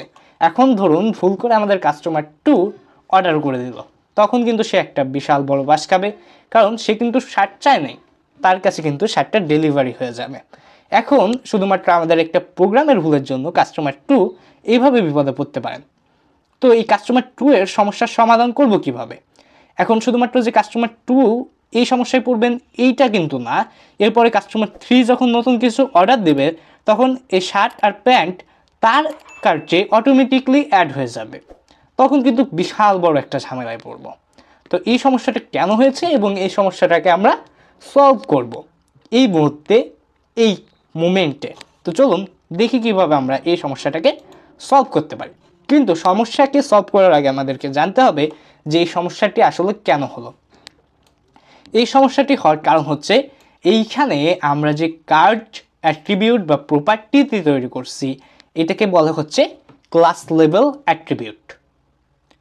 ক্লাস লেভেল অ্যাট্রিবিউট মানে ক্লাসের মধ্যে সরাসরি তৈরি করা একটা অ্যাট্রিবিউট বা প্রপার্টি। এখন এই ধরনের অ্যাট্রিবিউট বা প্রপার্টিগুলো কি করে, সেই ক্লাস থেকে, এই যে শপিং ক্লাসের এখানে বলতেছে টু ইউজেস, আমরা দুইটা কাস্টমার লিখছি তার জন্য টু ইউজেস, যতগুলো ইউজেস থাকবে বা যতগুলো অবজেক্ট তৈরি করবো আমরা শপিং ক্লাস থেকে, সবগুলোর সাথে এক কথায় বলতে গেলে পরে শেয়ার হয়ে যায় এই কার্ট নামের অ্যাট্রিবিউটটি, কারণ এটা হচ্ছে একটা ক্লাস লেভেল অ্যাট্রিবিউট, কারণ এটা সরাসরি আমরা ক্লাসের মধ্যে তৈরি করে ফেলছি। এখন এই সমস্যাটাকে সমাধান করার জন্য আমাদের প্রয়োজন পড়ে ইনস্ট্যান্স অ্যাট্রিবিউট। ইনস্ট্যান্স অ্যাট্রিবিউট আবার কি? ইনস্ট্যান্স অ্যাট্রিবিউট হচ্ছে একটা কনস্ট্রাক্টরের ভিতর তৈরি করা একটা অ্যাট্রিবিউট। তাহলে পরেই আমাদের এই সমস্যার সমাধান হয়ে যাবে, কারণ ইনস্ট্যান্স অ্যাট্রিবিউটগুলো কখনোই তাদের ডাটা এক অবজেক্টের ডাটাকে আরেক অবজেক্টের ডাটার সাথে শেয়ার করবে না। তো আমরা এইখানে প্রথমে একটা কনস্ট্রাক্টর তৈরি করি, ইনিট, অ্যান্ড দেন আমরা এখানে লিখব সেলফ, এবং তারপর আমাদের কার্টকে ক্রিয়েট করব, ব্যাস। এবার যদি আমরা রান করে প্রোগ্রামটাকে, আই থিঙ্ক কোনো সমস্যা নেই। আমাদের কাস্টমার 1 শুধুমাত্র শার্ট অর্ডার করছিল, তার যে লিস্ট আছে বা তার যে কার্ট আছে তাতে শুধুমাত্র শার্টই আছে, আর আমাদের কাস্টমার 2 শুধুমাত্র প্যান্ট অর্ডার করছিল আর তার কার্টেও শুধুমাত্র প্যান্টই আছে। অর্থাৎ আমাদের প্রত্যেকটা প্রবলেম সলভ হয়ে গেলো এই সামান্য একটু ব্যাপারের জন্য। তো এই ভিডিওর এই অংশটুকুর একটা রিক্যাপ আপনাদেরকে দিয়ে দিই। এই ভিডিওতে শুধু আমি এই জিনিসটা বলছি যে আমরা যখন শপিং নামের বা যে কোনো একটা ক্লাসের মধ্যে এইভাবে সরাসরি একটা অ্যাট্রিবিউট বা প্রপার্টি দিব, তখন সেটা হবে হচ্ছে আপনার ক্লাস লেভেল অ্যাট্রিবিউট, মানে ক্লাসের মধ্যে সরাসরি তৈরি করা একটা অ্যাট্রিবিউট বা প্রপার্টি। এখন এই ধরনের প্রপার্টি বা অ্যাট্রিবিউটগুলো এই ক্লাস থেকে যতগুলো অবজেক্ট তৈরি হবে সব অবজেক্টের সাথে শেয়ার হয়ে যাবে। যেমন কাস্টমার 1 কিন্তু শেয়ার হয়ে গেছিল আমাদের কাস্টমার 2 এর সাথে, সেটা আমরা দেখেছি। কিন্তু আমরা যখন একটা কনস্ট্রাক্টরের মধ্যে এইরকম একটা অ্যাট্রিবিউট বা প্রপার্টি তৈরি করব, তখন সেটাকে বলে ইনস্ট্যান্স অ্যাট্রিবিউট। ইনস্ট্যান্স অ্যাট্রিবিউট কি করে, এই একটা অবজেক্ট, আমাদের এখানে দুইটা অবজেক্ট আছে, কাস্টমার 2 এবং কাস্টমার 1 আর কাস্টমার 2। এখন এই ইনস্ট্যান্স অ্যাট্রিবিউটগুলো কিন্তু এই কাস্টমার 1 আর কাস্টমার 2 এর মধ্যে শেয়ার হবে না, যার কারণে যার যার প্রোডাক্ট বা যার যার পণ্য তার কাছেই থেকে যাবে, আমাদের কাস্টমার কখনোই অখুশি হবে না। তো এই জিনিসটাকে বোঝানোর জন্য আমরা মূলত এইটাকে গল্পে গল্প বোঝাবো। এই কারণে এই অধ্যায়টার নাম দিয়েছিলাম আমরা অ্যাট্রিবিউট সমাচার। তো চলুন এখন আমরা পরের চ্যাপ্টারে সুইচ করে যাই। ধরুন আপনি একটি ব্যাংক সফটওয়্যার ডেভেলপ করছেন এবং আপনার যে প্রজেক্ট ম্যানেজার আছে সে আপনাকে বলেছে ব্যাংক নামে একটা ক্লাস তৈরি করতে, এবং সেই ক্লাসটার মাধ্যমে যাতে যে অ্যাকাউন্ট হোল্ডাররা আছে ব্যাংকের বা যেসব গ্রাহক আছে ব্যাংকের, তারা যেন তাদের অ্যাকাউন্ট ব্যালেন্সটা চেক করতে পারে এবং তাদের টাকা উইথড্র করতে পারে, এবং উইথড্র করার পর তাদের টাকা যাতে আপডেট হয়ে যায় সেই কাজটাকে করার জন্য একটা ব্যাংক ক্লাস তৈরি করতে। তো আমরা সেই কাজ করার জন্য একটা ব্যাংক ক্লাস তৈরি করি। তো আমরা এখানে ব্যাংক ক্লাস নিয়ে নিলাম এবং অ্যাট্রিবিউট সমাচারে আপনাদেরকে বলছি যে আমরা কিভাবে কনস্ট্রাক্টরের ভিতরে আপনার যে ইনস্ট্যান্স অ্যাট্রিবিউট আছে সেটা তৈরি করব, এবং আমরা এখানে ব্যালেন্সটাকে ইনস্ট্যান্স অ্যাট্রিবিউট হিসেবেই রাখবো। তার কারণ হচ্ছে ব্যাংকে একজন গ্রাহক না, অনেকজন গ্রাহক থাকতে পারে। তো আমরা এখানে ব্যালেন্স অ্যাট্রিবিউটটা ক্রিয়েট করে ফেলি। তো আমরা ইনিশিয়াল ভ্যালু হিসেবে এখানে 1000 দিয়ে রাখলাম। এবার আমাদের বলছিলাম যে প্রথম কাজ হচ্ছে ব্যাংক ক্লাসের, সেটা হচ্ছে এই যে ব্যালেন্স, এই ব্যালেন্সটাকে চেক করতে পারা বা আউটপুট হিসেবে দেখতে পাওয়া। তো আমরা এখানে একটা মেথড ক্রিয়েট করব, সেই মেথডটার নাম দেব গেট ব্যালেন্স, যেটার মাধ্যমে আমরা জাস্ট রিটার্ন নেব এই ব্যালেন্সটাকে।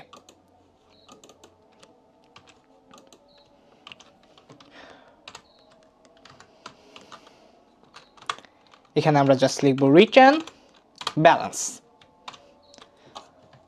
সরি, এখানে যেহেতু আমরা একটা মেথডের মধ্যে রয়েছি তার জন্য এই ব্যালেন্স অ্যাট্রিবিউটটাকে অ্যাক্সেস করার জন্য আমাদেরকে এখানে সেলফ ব্যবহার করতে হবে।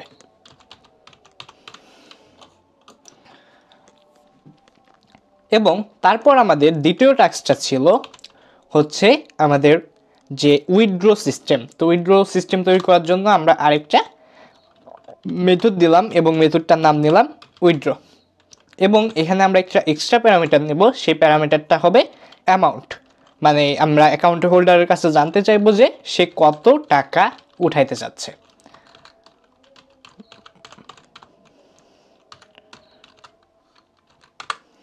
এবং এর মধ্যে আমরা জাস্ট সরাসরি যে আমাদের সেলফ ডট ব্যালেন্স ছিল একে আপডেট করব। তো আমরা এখানে লিখব সেলফ ডট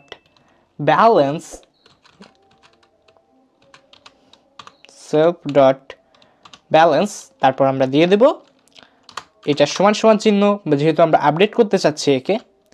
তারপর আবার আমরা লিখব self dot balance, sorry get balance, সাজেশনে যা আসছে তাই দিয়ে দিছি। এবং এইখান থেকে বিয়োগ হবে, কতটুকু বিয়োগ হবে? আমরা যতটুকু টাকা তুলব, অর্থাৎ এই অ্যামাউন্ট বিয়োগ হয়ে যাবে। এখানে আমরা অ্যামাউন্টকে রিটার্ন হিসেবে রেখে দিই যদি কোনো কাজে আসে। এই আশায় আমরা যদি এটা নাও রাখি তাও কোনো সমস্যা নাই। এবার আমরা দেখি যে আমরা যতটুকু কোড লিখছি সেটা ঠিকমতো করে কাজ করছে কিনা। এর জন্য আমরা একটা অবজেক্ট তৈরি করব। তো অ্যাকাউন্টের অবজেক্ট হিসেবে আমি তৈরি করলাম হচ্ছে মাই অ্যাকাউন্ট, সংক্ষেপে মাই এসিসি দিয়ে রাখি, এবং এর মধ্যে আমরা ব্যাংক ক্লাসটাকে কল করে ফেলি। ওকে, অ্যান্ড দেন আমরা সবার প্রথমে দেখব যে আমাদের ব্যালেন্সটাকে দেখাচ্ছে কিনা। তো আমরা এখানে দেখি। তো এর জন্য আমরা জানি কি লিখতে হবে, আমাদেরকে লিখতে হবে অবজেক্টের নাম, অ্যান্ড দেন আমাদেরকে তারপর আমাদের যে অ্যাট্রিবিউট আছে, সরি আমরা এখানে গেট ব্যালেন্স নামে একটা মেথডই তৈরি করছি সেটাকে লিখে দিলাম সরাসরি। অ্যান্ড আমরা এটাকে যদি রান করাই, ওকে, আমাদেরকে কোনো আউটপুট দেখাচ্ছে না। এর কারণ হচ্ছে আমরা এটাকে ডিসপ্লেতে আউটপুট হিসেবে দেখতে চাই নাই, আমরা এটাকে জাস্ট কল করতে বলছি। আসলে প্রোগ্রাম কিন্তু কল হয়েছে, কিন্তু আমরা আমাদের মনিটর বা ডিসপ্লেতে দেখতে চাওয়ার কথা বলি নাই। সেটা কীভাবে বলবো? সেটা বলার জন্য আমাদেরকে এই একই কাজটা জাস্ট প্রিন্টের মধ্যে লিখতে হবে।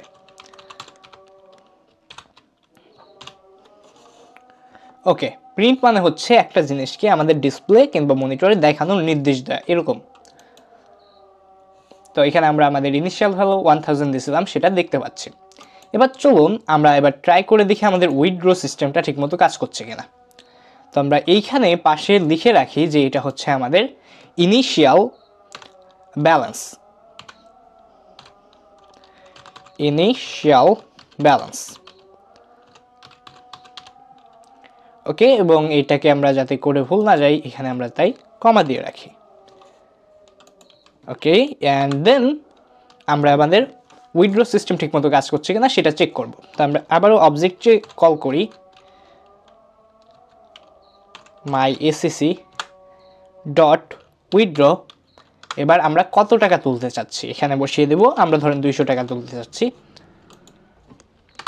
এবার আমরা আবারও আমাদের ব্যালেন্সকে কল করি। এখানে আমরা আবার প্রিন্ট লিখি।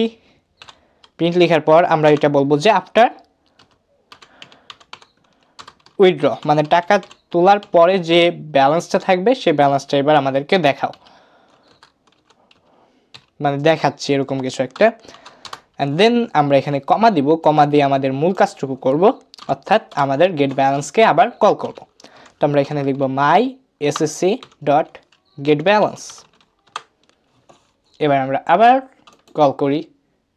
ওকে, আমরা দেখতে পাচ্ছি আমাদের ইনিশিয়াল ব্যালেন্স 1000 এবং আমরা যখন আগে উইথড্র 200 টাকা উইথড্র করলাম তখন আমাদের ব্যালেন্স হয়ে গেল 800 টাকা। তো আমাদের এখন কিন্তু কোনো প্রকার সমস্যা হচ্ছে না, আমরা আরামসেই আমাদের প্রত্যেকটা কাজকে করতে পারছি। সেই অনুযায়ী আমরা এখন যদি আমরা 20 টাকাও তুলতে চাই, এমনকি 2 টাকাও যদি আমরা তুলতে চাই, তাও পসিবল হচ্ছে আমাদের জন্য। হ্যাঁ, এখানে এই যে 998 টাকা আমাদেরকে দেখাচ্ছে, কোনো সমস্যা হচ্ছে না। কিন্তু আমাদের বাংলাদেশে বেশিরভাগ ব্যাংকের একটা নিয়ম আছে যে কেউ চাইতে পারেই 100 টাকার কম তুলতে পারবে না, তাকে অবশ্যই 100 টাকা কিংবা তার থেকে বেশি টাকা তুলতে হবে, যেটাকে আমরা বলতে পারি আপনার একটা মিনিমাম ভ্যালু আমাদের প্রত্যেকটা ব্যাংক দিয়ে থাকে। তো এখন যদি আমরা আমাদের যে ব্যাংকের কাছ থেকে আমরা প্রজেক্টটা নিয়েছিলাম, তারাও চাচ্ছে যে তারাও এই সিস্টেমটা যাতে ইন্টিগ্রেট করা হয় তাদের সিস্টেমে। তো এর জন্য আমরা এখানে আরেকটা আপনার অ্যাট্রিবিউট নিয়ে নেই, যেটার নাম দেবো হচ্ছে মিনিমাম। মানে ওই ব্যাংকটা মিনিমাম কত টাকা পাবলিককে তুলতে দেওয়ার অনুমতি দেবে সেটার মিনিমাম ভ্যালু তো চেঞ্জ করতেও পারে। তারা বলতে পারে, কখনো বলতে পারে যে 100 টাকা, কখনো বলতে পারে 200 টাকা। এর জন্য আমরা একটা আলাদা ভ্যারিয়েবলের মধ্যে রেখে দিলাম, নইলে সরাসরি আমরা অন্য কোথাও রাখতে পারতাম, কিন্তু আমরা একটু প্রফেশনাল লুকিংয়ের জন্য এটাকে আমাদের একটা অ্যাট্রিবিউট আকারে রেখে দিলাম। তো এখানে আমরা লিখব মিনিমাম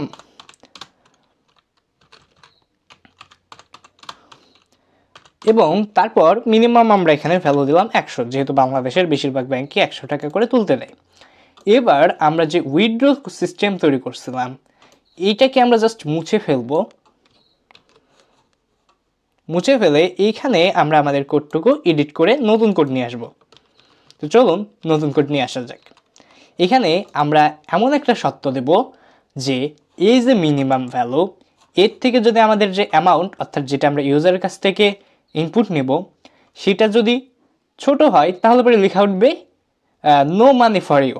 আর যদি 100 টাকার থেকে বেশি হয়, অর্থাৎ এই মিনিমামের থেকে বড় হয়, তাহলে পরে লেখা উঠবে না। তখন আমাদের যে অপারেশন, অর্থাৎ এই ব্যালেন্সকে আপডেট করে ব্যালেন্সের থেকে টাকা বিয়োগ চলে যাবে, সেই জিনিসটা ঘটবে। তো আমরা কোড লিখি। কোড লেখার জন্য এখানে আমরা লিখলাম ইফ, যেহেতু আমরা কন্ডিশনাল স্টেটমেন্ট ইউজ করব সেটা আগেই বলেছিলাম, তার জন্য আমরা লিখব ইফ মিনিমাম, সরি এখানে আমাদেরকে লিখতে হবে self dot minimum, self dot minimum থেকে, মিনিমাম অবশ্যই ছোট হবে অথবা সমান হবে, বড় অথবা সমান হবে মিনিমামের থেকে আমাদের কি এই যে অ্যামাউন্ট, এই অ্যামাউন্টটাকে। সো আমরা এখানে লিখে দিই অ্যামাউন্ট। ওকে, সরি এখানে আমরা কি চাচ্ছিলাম, আসলে আমি কন্ডিশনে দিতে ভুল করছি। আমরা শুরুতেই না, শুরুতে আমরা চেক করব যে মিনিমামের থেকে আমাদের অ্যামাউন্টটা ছোট কিনা। তার জন্য আমরা এখানে আমাদের জাস্ট কন্ডিশনটাকে চেঞ্জ করে দিলাম এবং সেখানে বললাম যদি আমাদের মিনিমামটা ছোট হয় অ্যামাউন্টের থেকে, বা আমাদের মিনিমাম যদি বড় হয় আমাদের অ্যামাউন্ট থেকে, তাহলে পারে লেখা উঠবে যে নো মানি ফর ইউ। কারণ তখন কি হবে, 100 টাকার থেকে 100 টাকা বড় হয়ে যাবে আমাদের অ্যামাউন্ট থেকে, বা অ্যামাউন্ট আমাদের 100 টাকার থেকে ছোট হয়ে যাবে। এখানে আমরা লিখব print no money for you. এবং যদি আমাদের অন্য কোনো কিছু ঘটে, অন্য যা খুশি তাই ঘটুক, আমরা এখানে এলস দিয়ে দিলাম, আমাদের মূল অপারেশন অর্থাৎ টাকা উইথড্র করার জন্য যে অপারেশন অর্থাৎ ব্যালেন্সটার থেকে নতুন ব্যালেন্স হবে ব্যালেন্স মাইনাস অ্যামাউন্ট, যেটা সাধারণ গণিতের পাটিগণিতের নিয়ম আমরা সবাই জানি, সেটা কার্যকর হবে।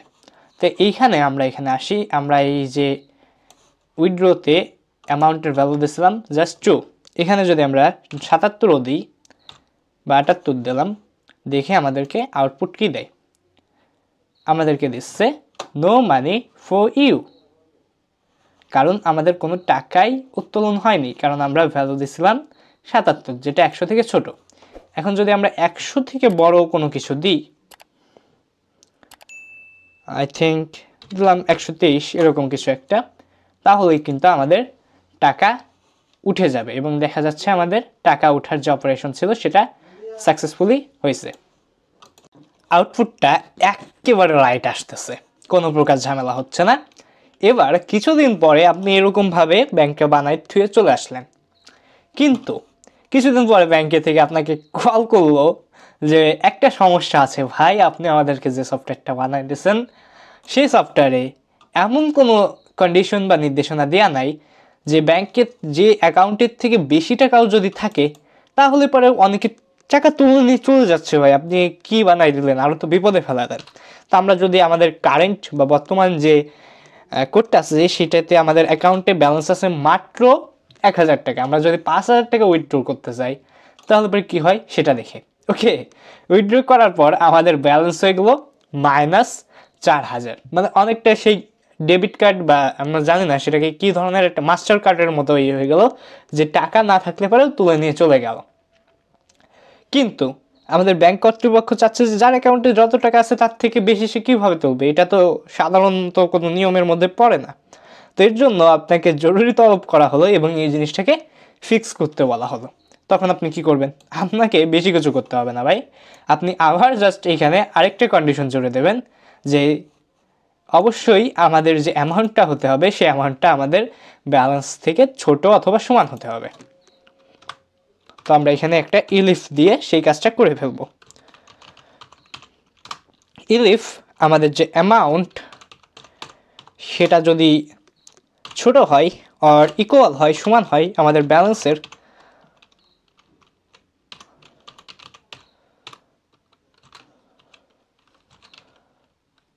তাহলে পরে বা আমরা এখানে ছোট বা সমান হলে তো আমরা টাকা তুলেই ফেলবো, তাই না? আমরা আরেকটু ঘুরেই পেঁচাই লিখবো, যদি আমাদের অ্যামাউন্টটা বড় হয় আমাদের সেলফ ডট ব্যালেন্স থেকে, তাহলে পরে লিখবো আমরা এই জিনিসটা লিখতে পারি যে you have no enough money.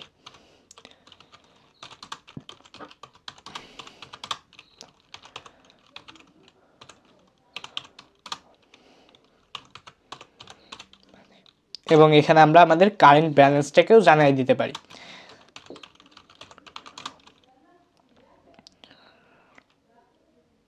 Current balance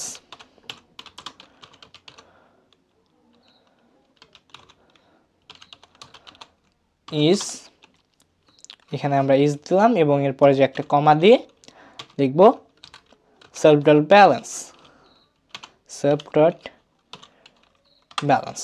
okay, এবার আমরা দেখি আমরা কত টাকা উঠাচ্ছিলাম।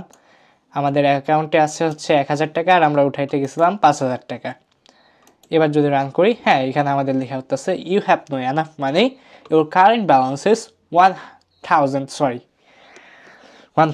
ওকে, এবার আমরা তাহলে পরে আমাদের ব্যাংক সফটওয়্যারটাকে সম্পূর্ণ কুলভাবে তৈরি করতে পারলাম কোনো প্রকার ঝামেলা ছাড়াই। তো চলুন এবার আমরা আমাদের নেক্সট চ্যাপ্টার অর্থাৎ অবজেক্ট ওরিয়েন্টেড প্রোগ্রামিংয়ের মূল যে 3টা ভিত্তি রয়েছে সেই 3টা ভিত্তি নিয়ে আলোচনা করা শুরু করি। ওকে, এই চ্যাপ্টার থেকে আমরা মূলত আমাদের অবজেক্ট ওরিয়েন্টেড প্রোগ্রামিং, যেটাকে আমরা সংক্ষেপে বলি ওওপি, এই ওওপি বা অবজেক্ট ওরিয়েন্টেড প্রোগ্রামিংয়ের মূল কনসেপ্টগুলো শেখা শুরু করব। তার আগে ছোট করে আপনাদেরকে এখনও আমি বলি নাই যে অবজেক্ট ওরিয়েন্টেড প্রোগ্রামিং আসলে কি, সেটা আপনাদেরকে বলে রাখি।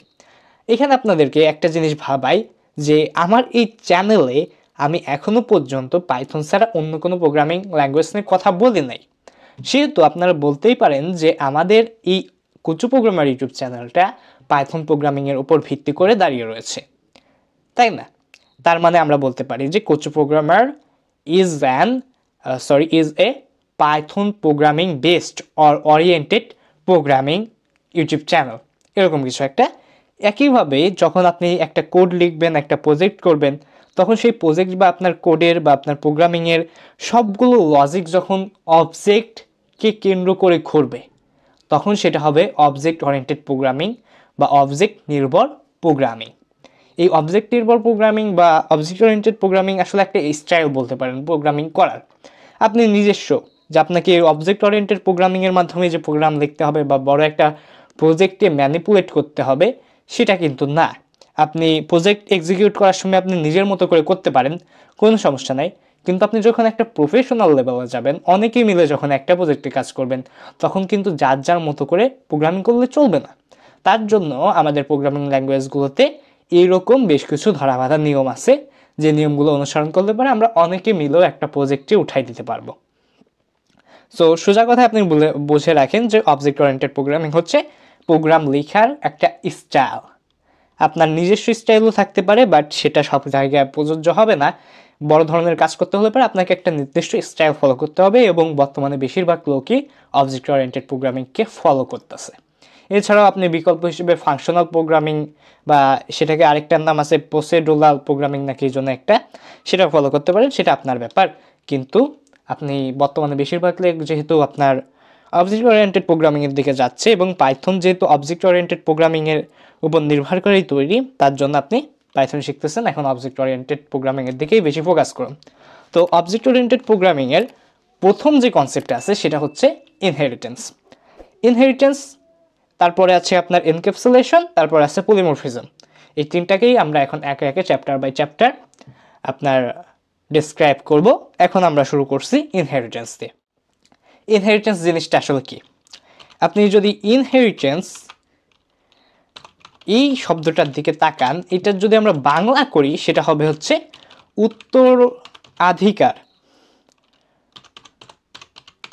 উত্তরাধিকার বা উত্তরাধিকার সূত্রে পাওয়া সম্পত্তি।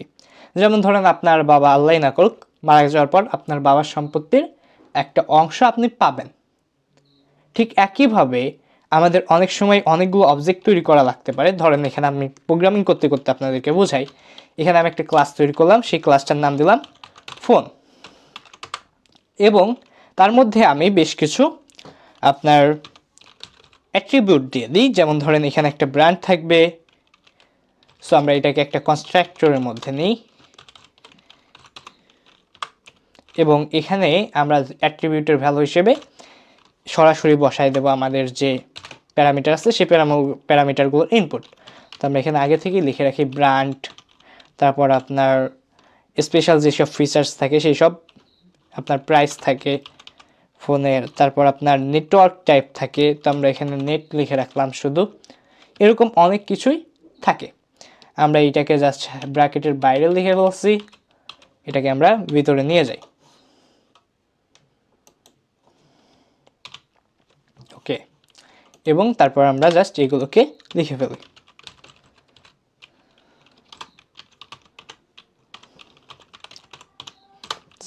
Brand equal brand. তো একে একে সবগুলো লিখে ফেললাম। আমাদের ধরেন ফোনের আরেকটা স্পেশাল জিনিস থাকে, সেটা হচ্ছে ফোন চার্জ নেয়। তো আমরা এটা একটা মেথডের মাধ্যমে লিখতে পারেন যে আমাদের ফোনটা এখন চার্জ নিচ্ছে, দেব এটাকে আমরা লিখলাম চার্জ, এবং এর মধ্যে আমরা প্রিন্ট করাইতে পারি আপনার কি প্রিন্ট করানো যাইতে পারে, ধরেন আপনার যে ইট ইজ চার্জিং নাও,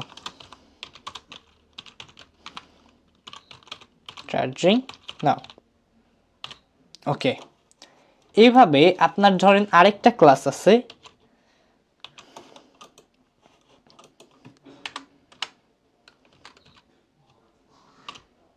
এখানে আমরা আরেকটা ক্লাস নিলাম, এই ক্লাসটার নাম নিলাম ধরেন এটা হচ্ছে আপনার একটা স্মার্ট ওয়াচ আছে বা অ্যাপেলের একটা ওয়াচ আছে, সেটা স্মার্ট ওয়াচ। তো স্মার্ট ওয়াচ আমরা নিয়ে নিলাম এবং এখানে স্মার্ট ওয়াচের অ্যাট্রিবিউট আর স্মার্টফোনের যে অ্যাট্রিবিউট সেটা প্রায় একই, আমরা সবাই জানি, শুধু এখানে আমরা একটা অ্যাট্রিবিউট চেঞ্জ করে এটাকে জিপিএস করে দিলাম।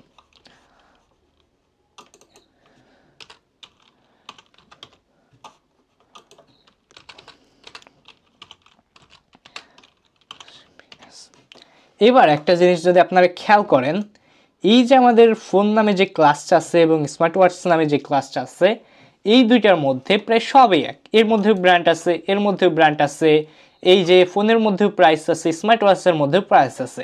এই নেটটা ফোনের মধ্যে আছে বাট আপনার স্মার্ট ওয়াচের মধ্যে নেই। স্মার্ট ওয়াচের মধ্যে জিপিএস আছে কিন্তু নেট নেই। আবার এইখানে একটা মেথড আছে চার্জ নামের ফোন ক্লাসটার মধ্যে, আবার সেই একই মেথডটা আছে আমাদের স্মার্ট ওয়াচ নামে যে মেথডটা আছে তার মধ্যেও।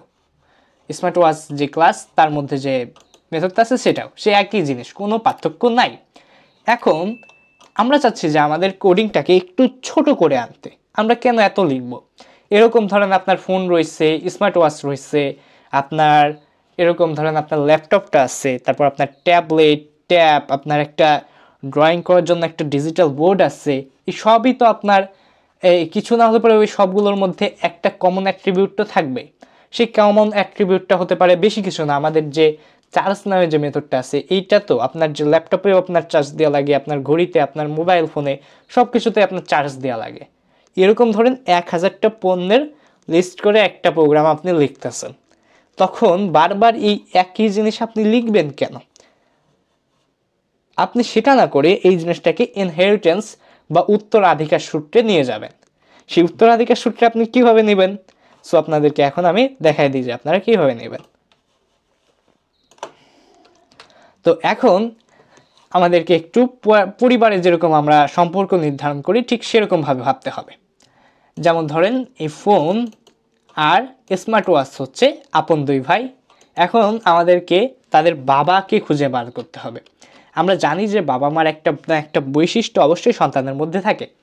তো সেই বৈশিষ্ট্যটা আমরা অবশ্যই ইন্টিগ্রেট করে দিই সন্তানের মধ্যে। তা আমরা এখানে একটা প্যারেন্ট ক্লাস তৈরি করি। তো ক্লাসটার নাম দিলাম হচ্ছে আমরা smart device. Okay, and then smart ডিভাইসের মধ্যে আমরা আমাদের যে চার্জ নামে যে মেথডটা তৈরি করছিলাম সেই মেথডটা রেখে দিলাম। এবং তারপরে যদি আমরা লক্ষ্য করি একটা জিনিস, যে এই ফোন ক্লাসটার মধ্যেও আমাদের কোনো মেথড নাই, এর মধ্যেও কোনো মেথড নাই, সুতরাং এগুলো মেথড ফ্রি। কিন্তু আমরা চাচ্ছি যে স্মার্ট ডিভাইসের মধ্যে থেকে এই মেথডটাকে এই দুইটার মধ্যে ইন্টিগ্রেট করে দিতে, ঠিক যেভাবে আপনার ক্রোমোজোমটা পিতামাতার কাছ থেকে চলে যায়। যাই হোক, জীববিজ্ঞানে আমরা যাব না, আমরা একটু স্বাভাবিকভাবে বুঝি যে বাবা মার বৈশিষ্ট্য ঠিক যেভাবে চলে যায়, ঠিক সেভাবেই সন্তানের মধ্যে আপনার এই প্রোগ্রামিংয়ের ক্ষেত্রেও আমাদের প্যারেন্ট হচ্ছে স্মার্ট ডিভাইস, এর থেকে এর যে চাইল্ড ফোন আর স্মার্ট, এর মধ্যে এর যে বৈশিষ্ট্য আছে এই চার্জ নামের মেথডটা, এটা যেন চলে যায়। তো এখন আমাদেরকে জাস্ট বলে দিতে হবে ফোনের আব্বাও হচ্ছে স্মার্ট ডিভাইস, আর আপনার স্মার্ট ওয়াচের আব্বাও হচ্ছে স্মার্ট ডিভাইস। সো আমরা এখানে জাস্ট ব্র্যাকেট দিব অ্যান্ড দেন এর মাঝখানে আমরা লিখে দেব স্মার্ট ডিভাইস, এবং এইখানে এর আব্বাও যে স্মার্ট ডিভাইস সেটাও বলে দিই আমরা। ওকে, এবার দেখুন আমাদের যে ফোন, এই ফোনের মধ্যে কোথাও আমরা এই চার্জকে দিই নাই, কিন্তু আমরা যখন এইখান থেকে এই চার্জের আউটপুটটা দেখতে চাবো, আমরা এখানে প্রিন্ট লেখার পর আমরা আগে একটা অবজেক্ট ক্রিয়েট করে নিই। আমরা অবজেক্ট ক্রিয়েট করি নাই,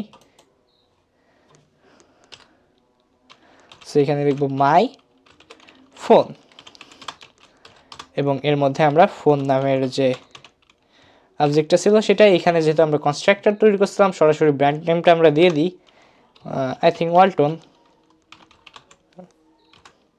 অ্যান্ড দেন আমরা তারপর প্রাইস দিলাম, প্রাইস ঝাঁকানাকা কিছু একটা বসাই দিই, অ্যান্ড আমাদের নেট আমি যাদব ব্রডব্যান্ড ইউজ করি।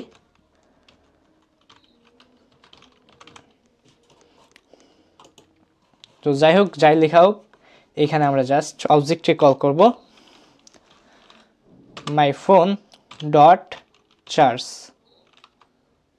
এবার যদি আমরা রান করাই প্রোগ্রামটাকে, আমরা দেখতে পাচ্ছি ইট ইজ চার্জিং নাও। এখন আপনার মনে প্রশ্ন জাগতে পারে যে আমি লিখলাম না কোনো কিছু ভাই, কিন্তু কিভাবে এটা মাইফোন ক্লাসের মধ্যে চলে আসলো? মাইফোনের মধ্যে তো আমি কোথাও এই চার্জটিকে ডিক্লেয়ার করি নাই। আমি ডিক্লেয়ার করি নাই, কিন্তু আমি বলে দিছি যে মাইফোনের আব্বা, সরি, এই যে ফোন ক্লাস এর আব্বা বা বাবা হচ্ছে স্মার্ট ডিভাইস। সুতরাং আমরা জানি যে পিতামাতা বা পিতার কাছ থেকে সন্তানরা বা প্যারেন্টের কাছ থেকে চাইল্ড বেশ কিছু অ্যাট্রিবিউট বা বৈশিষ্ট্য পায়। তো সেই অনুযায়ী আসলে চার্জটাকে সে পেয়ে গেছে। এবার এই স্মার্ট ডিভাইসের যতগুলো বাচ্চা কাচ্চা থাকবে সবগুলো বাচ্চা কাচ্চার মধ্যে এই জিনিসটা অটোমেটিক্যালি ইনগ্রেইনড হয়ে যাবে, বা আমার ইংলিশে হয়তো বা ভুল থাকতে পারে, যেটাকে বলতে পারেন আপনারা একেবারে গভীরে প্রথিত হয়ে যাবে এরকম কিছু একটা। এটাই হচ্ছে ইনহেরিটেন্স। তো ইনহেরিটেন্স কি শুধুই এই ইনহেরিটেন্সের বেশ কিছু প্রকারভেদ আছে। এখন চলেন আমরা মাল্টিপল ইনহেরিটেন্স নিয়ে কথা বলি। আগের চ্যাপ্টারে আমরা কথা বলেছিলাম জাস্ট ইনহেরিটেন্স নিয়ে, যেটা অনেকটা ছিল যে পিতা অর্থাৎ প্যারেন্ট যে ক্লাস, তার যে অ্যাট্রিবিউট বা বৈশিষ্ট্য বা তার মধ্যে যা যা কিছু থাকবে সব কিছুর অধিকার সন্তানদের মধ্যে কিন্তু চলে যায়। সেই জিনিসটা নিয়ে কথা বলছিলাম, সেটা ছিল নর্মাল ইনহেরিটেন্স। কিন্তু এখন এই চ্যাপ্টারে আমরা কথা বলবো মাল্টিপল ইনহেরিটেন্স নিয়ে। এখন আপনি হয়তো বলবেন যে মাল্টিপল ইনহেরিটেন্স জিনিসটা আসলে কী রে ভাই? আসলে এই জিনিসটা হচ্ছে, আপনি যদি স্কুলের কথা ভাবেন, আপনাকে স্কুলে আপনার যে ইংরেজি শিক্ষক বা ইংলিশ টিচার আছে সে আপনাকে ইংরেজি শেখায়, এবং আপনার যে স্পোর্টস টিচার্স আছে সে আপনাকে কী করে যে ব্যাডমিন্টন কেমনে খেলতে হয়, ফুটবল কেমনে খেলতে হয় এই জিনিসটা শেখায়। যদিও বাংলাদেশের বেশিরভাগ স্কুলে এই স্পোর্টসের জিনিসটাকে স্কিপ করে যাওয়া হয়, বাট আমার কপাল ভালো, তো আমি এখানে সেই উদাহরণটা এর জন্য এনেছি যে আমাদের স্পোর্টস ক্লাসে প্রত্যেকটা ক্রিকেট, ফুটবল এগুলোর শুদ্ধ নিয়মগুলো আমাদের স্যার জানান। তো এখন আমি কি করতেছি, আমার যে একাডেমিক ক্লাসগুলো আছে সেইগুলো থেকে আমি শিখতে পারতেছি অনেক কিছু, যেটা দিয়ে আমি শেষ পর্যন্ত আমি পরীক্ষা দিব। আর স্পোর্টস ক্লাস থেকে আমি যে যে জিনিসগুলো শিখতেছি সেগুলো আমি সরাসরি বাস্তব লাইফে ট্রাই করতেছি, খেলতেছি, ফুটবল খেলতেছি, ব্যাডমিন্টন খেলতেছি, এই সব কিছু আমি খেলতেছি। তো এখানে আমরা এর জন্য দুইটা ক্লাস তৈরি করছি। প্রথম ক্লাসটার নাম দিয়েছি একাডেমিক ক্লাস, যার মধ্যে একটা জাস্ট আমরা মেথড নিয়েছি স্টাডি নামে, এবং তার মধ্যে আমরা প্রিন্ট করেছি স্টাডিং ফর এক্সাম। এবং আমরা আরেকটা ক্লাস নিয়েছি, সেটার নাম দিয়েছি স্পোর্টস ক্লাস, এবং তার মধ্যে আমাদের প্লে নামে একটা মেথড আছে, এবং এখানে লিখছি প্লেইং স্পোর্টস, মানে যে কথাটা এতক্ষণ পরে আমি আপনাদেরকে বলতেছিলাম সেই কথাটা এখানে ধরতে গেলে প্রোগ্রামিংয়ের ভাষায় লেখা আছে পাইথন দিয়ে। এখন চাইল্ড ক্লাস, এখন এই চাইল্ড ক্লাসটা কি হইতে পারে? এই চাইল্ড ক্লাসটা হচ্ছে আপনার স্টুডেন্ট, কারণ এই স্পোর্টস ক্লাসটাও করছে আমি স্টুডেন্ট, আবার আপনার যে একাডেমিক ক্লাসটা ছিল সেটাও করছে স্টুডেন্ট। এখন এই দেখেন এখানে আমরা দুইটা প্যারেন্ট ক্লাস নিছি, প্রথমটা হচ্ছে একাডেমিক ক্লাস আর দ্বিতীয়টা হচ্ছে স্পোর্টস ক্লাস। যেগুলো থেকে বৈশিষ্ট্য নেওয়া হয় সেগুলো হচ্ছে আপনার প্যারেন্ট ক্লাস, আর যেটা বৈশিষ্ট্য নেয়, যেমন এখানে বৈশিষ্ট্য নিচ্ছে স্টুডেন্ট, এটা হচ্ছে আপনার চাইল্ড ক্লাস। এখানে আমরা কমেন্ট আউট করে রাখছি, আপনারা দেখতে পাচ্ছেন। তো এখানে এই স্টুডেন্ট ক্লাসটা কার কাছ থেকে শিখতেছে? একাডেমিক ক্লাসের কাছ থেকে আর স্পোর্টস ক্লাস থেকে। এখন আমরা এখানে একটা কনস্ট্রাক্টরের মধ্যে জাস্ট একটা অ্যাট্রিবিউট নিয়েছি, যেটা নেমটা আবার পরে দিব। এখানে আমরা অবজেক্ট তৈরি করা থেকে চলে যাই। এখানে স্টুডেন্ট নামে আমরা একটা অবজেক্ট তৈরি করছি, যেখানে স্টুডেন্ট ক্লাস থেকে নিচ্ছে, এবং স্টুডেন্টের নাম দিয়েছে আফরিন। এবং এখানে আমরা লিখছি স্টুডেন্ট ডট স্টাডি। যদি স্টুডেন্টের মধ্যে আমরা কোনো মেথড নিইনি, কিন্তু তার মধ্যেও একটা মেথডকে আমরা কল করেছি, কারণ এই স্টুডেন্টের যে প্যারেন্ট ক্লাস ছিল স্টাডি, সেটা নিয়েছিলাম আমরা এই যে একাডেমিক ক্লাস আছে, এই একাডেমিক ক্লাসের মধ্য থেকে আমরা পাবো, যেহেতু এটা স্টুডেন্টের একটা প্যারেন্ট ক্লাস। আবার এই যে প্লে, এটাও আমরা এই স্টুডেন্টের মধ্যে পাবো, কারণ এটার একটা প্যারেন্ট ক্লাস হচ্ছে স্পোর্টস ক্লাস। এখন দেখবেন এখানে দুইটা প্যারেন্ট ক্লাস আছে, একটা হচ্ছে একাডেমিক ক্লাস আর একটা হচ্ছে স্পোর্টস ক্লাস। অর্থাৎ দুইটা যেহেতু আছে, তারপরে জিনিসটা হলো মাল্টিপল, অর্থাৎ একের অধিক হলো। ঠিক একইভাবে এখানে আপনাদেরকে এই অংশটুকুর মাধ্যমে এইটুকু বোঝানোর চেষ্টা করা হচ্ছে যে একটা ক্লাসের মধ্য থেকে আপনি চাইলে পারে নিজের মতো করে অন্যদিকেও যাইতে পারেন। একটা ক্লাস রয়েছে, সেই একটা ক্লাসের মধ্য থেকে আপনি চাইলে পারে অনেকগুলো প্যারেন্ট ক্লাস নিতে পারেন। তো একাধিক আপনি প্যারেন্ট নিতে পারবেন একটা চাইল্ড ক্লাস থেকে। এই জিনিসটাই জাস্ট বোঝানো হলো। এবার যদি আমরা প্রোগ্রামটাকে রান করাই তাহলে পরে আমরা দেখব স্টুডেন্টের এখানে দুইটাই প্রিন্ট হয়েছে, studying for exam are playing sports. তার মানে বোঝা গেল আমরা একটা চাইল্ডের মধ্যে 2-3টা প্যারেন্টকে অ্যাক্সেস করতে পারি। জাস্ট এই জিনিসটা আবার আগের বার ইনহেরিটেন্সে শুধুমাত্র ইনহেরিটেন্সে আমি দেখিয়েছিলাম যে একটা প্যারেন্টকে আমরা 2-3টা চাইল্ডের মধ্যে ভাগ করে দিতে পারি। আবার আমরা একটা চাইল্ডের মধ্যে এখন এই অংশে শিখলাম যে 2-3টা প্যারেন্টকে দিতে পারি, কোনো সমস্যা নাই। এটাকে বলা হচ্ছে যখন আমরা এইভাবে একটা চাইল্ডের মধ্যে আমরা 2টা কিংবা এরপর 3-4টা মতো করে প্যারেন্টস দিব, তখন সেটাকে বলা হচ্ছে মাল্টিপল ইনহেরিটেন্স। চ্যাপ্টারে আমরা শিখব নেস্টেড ইনহেরিটেন্স। নেস্টেড ইনহেরিটেন্স কি? নেস্টেড ইনহেরিটেন্স হলো একটি প্রক্রিয়া যেখানে একটি চাইল্ড ক্লাস একাধিক প্যারেন্ট ক্লাস থেকে উত্তরাধিকার সূত্রে বৈশিষ্ট্য, অ্যাট্রিবিউট, মেথড, কনস্ট্রাক্টর এগুলোকে গ্রহণ করে এবং সেই চাইল্ড ক্লাসও আবার নিজেও অন্য একটি ক্লাসকে ইনহেরিট করে বা উত্তরাধিকার সূত্রে কিছু একটা দেয়। এটা আমরা কোডে একটা উদাহরণ দেখালে পরে আপনি বুঝে যাবেন। খুবই সহজ একটা টপিক, কোনো ঝামেলার নাই। অনেকটা জিনিসটা হচ্ছে দাদার বৈশিষ্ট্য বাবা পাই, বাবার বৈশিষ্ট্য আবার নাতিতে পাই। এইরকমভাবে আমাদের নেস্টেড ইনহেরিটেন্সটা এগিয়ে যায়। তো চলুন এখন আমরা আমাদের কোড এডিটরে যাই, কোডের মাধ্যমে বুঝে নিই। সময় যাতে কম লাগে তার জন্য আমরা আগে থেকেই কোডটা লিখে রাখছি। এখানে প্রথম পিতা ক্লাস বা প্যারেন্ট ক্লাস হচ্ছে আমাদের ভেহিকল। ভেহিকলে আমরা মুভ নামে একটা মেথড নিয়েছি যার মধ্যে লেখা আছে দ্য ভেহিকল আস মুভিং। তারপরে আরেকটা দ্বিতীয় প্যারেন্ট ক্লাস নিয়েছি, সেটার নাম দিচ্ছি আমরা ইঞ্জিন, এবং তার মধ্যে একটা মেথড আছে তার নাম হচ্ছে স্টার্ট ইঞ্জিন, এবং তার মধ্যে আমরা লিখেছি দ্য ইঞ্জিন হ্যাজ স্টার্টেড। এবং তারপর আমরা চাইল্ড ক্লাস নিয়েছি, সেই চাইল্ড ক্লাসটা হচ্ছে আপনার কার, এবং তার মধ্যে আমরা এটাকে বলে দিচ্ছি যে এর প্যারেন্ট ক্লাস হচ্ছে 2টা, একটা হচ্ছে ভেহিকল আরেকটা হচ্ছে ইঞ্জিন। এবং তার মধ্যে কনস্ট্রাক্টরের মাধ্যমে আমরা একটা অ্যাট্রিবিউটকে সেট করছি যার নাম দিয়েছে ব্র্যান্ড। এবং এই 2টার মধ্যে অর্থাৎ এই কারের মধ্যে আগে থেকেই এই ভেহিকল আর ইঞ্জিন ক্লাসের মধ্যে যে মেথডটা ছিল বা যে মেথডগুলো ছিল সেগুলোর অ্যাক্সেস হয়ে গেছে, তাই আমরা বাড়তি কিছু করে নেই। এখন এই যে চাইল্ড অর্থাৎ কার, এ আবার এই সুপার কার নামের চাইল্ডটাকে নিজে আবার প্যারেন্ট হিসেবে কাজ করছে। তখন জিনিসটা হলো কি নেস্টেড। আপনি একটাকে করছেন, মানে জিনিসটা কি আপনার ইনহেরিটেন্সের ভিতরে ইনহেরিটেন্স এরকম কিছু একটা হলো। এই যে কার, এই কার নামের চাইল্ড ক্লাসটা কি করছে, ও নিজেই অন্যের কাছ থেকে অ্যাট্রিবিউট ধার দেনা করছে, বা আমরা অনেকভাবে বলতে পারি যে কারকে ভাবে যে কার হচ্ছে একটা ধারকারী ব্যক্তি যে ঋণ নিয়েছে, ঋণী ব্যক্তি, সে ভেহিকেল আর ইঞ্জিনের কাছ থেকে টাকা ধার নিয়েছে। টাকা ধার নেওয়ার পর এই কার কি করছে, সেই টাকা আবার স্পোর্টস কারকে ধার দিয়ে দিছে। এরকম করে আপনি ভাবতে পারেন যে ধার নিয়ে আবার অন্যকে ধার দিয়া, এরকমভাবে আপনি পারে এই নেস্টেড ইনহেরিটেন্সকে বুঝতে পারেন। তো এরপর স্পোর্টস কার্সের মধ্যে আমরা অ্যাক্সেস নিচ্ছি এবং এখানে আমরা কনস্ট্রাক্টরের মাধ্যমে ব্র্যান্ড আর মডেল নামে 2টা অ্যাট্রিবিউট নিচ্ছি এবং সেখানে সব কিছু আমরা সেট করে দিচ্ছি। এবং পরবর্তীতে আমরা শো ডিটেলস নামে আরেকটা মেথড রাখছি এই স্পোর্টস কার্সের মধ্যে একটু আলাদা রাখার জন্য এটাকে, এবং সেখানে আমরা জাস্ট এটার ব্র্যান্ড নেম আর মডেলটাকে প্রিন্ট করাচ্ছি। এছাড়া বাড়তি কিছু করি নাই। এবার আমরা দেখা যাচ্ছে মাইকারের থেকে অবজেক্ট তৈরি করছি কিন্তু আমরা স্পোর্টস কার থেকে। এরপর লিখছি আমরা my car that move, my car that started engine, সব কিছু। কিন্তু এই স্পোর্টস কার ক্লাসের মধ্যে আমরা কিন্তু এই মুভকেও নিই নাই, আবার স্টার্ট ইঞ্জিনকেও নিই নাই। ঠিক আছে, আমরা শুধু শো ডিটেলসকে এই যে স্পোর্টস কার্সের মধ্যে রাখছিলাম।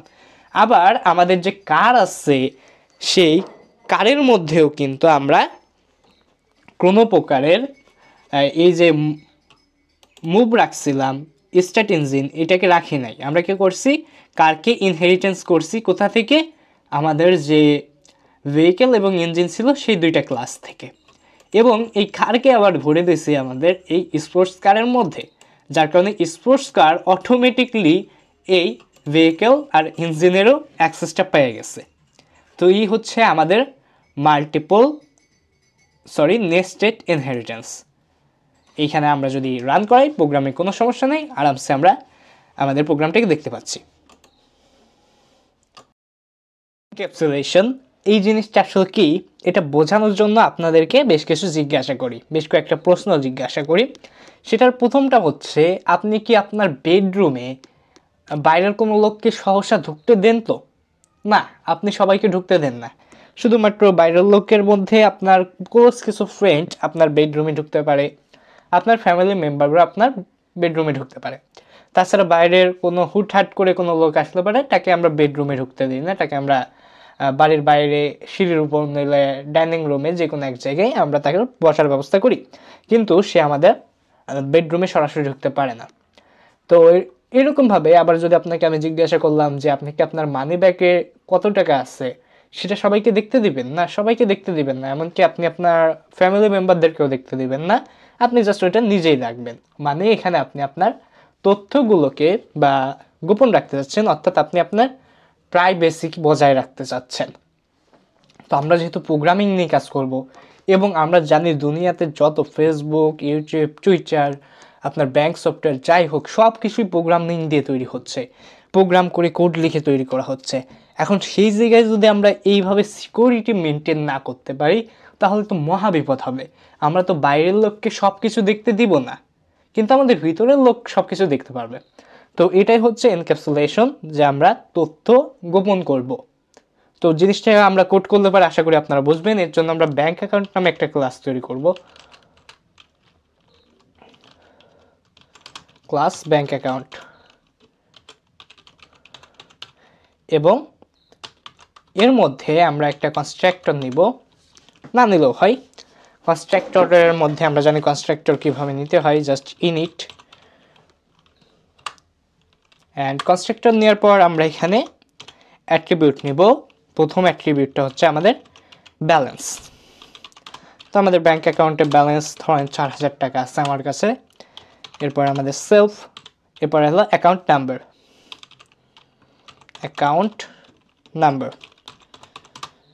এবং অ্যাকাউন্ট নাম্বার কত হতে পারে? অ্যাকাউন্ট নাম্বার ধরেন আমরা যাই হাবি জাবি কিছু একটা বসাই দিলাম, এটা হচ্ছে আমাদের ব্যাংকের ব্যাংক অ্যাকাউন্ট নাম্বার।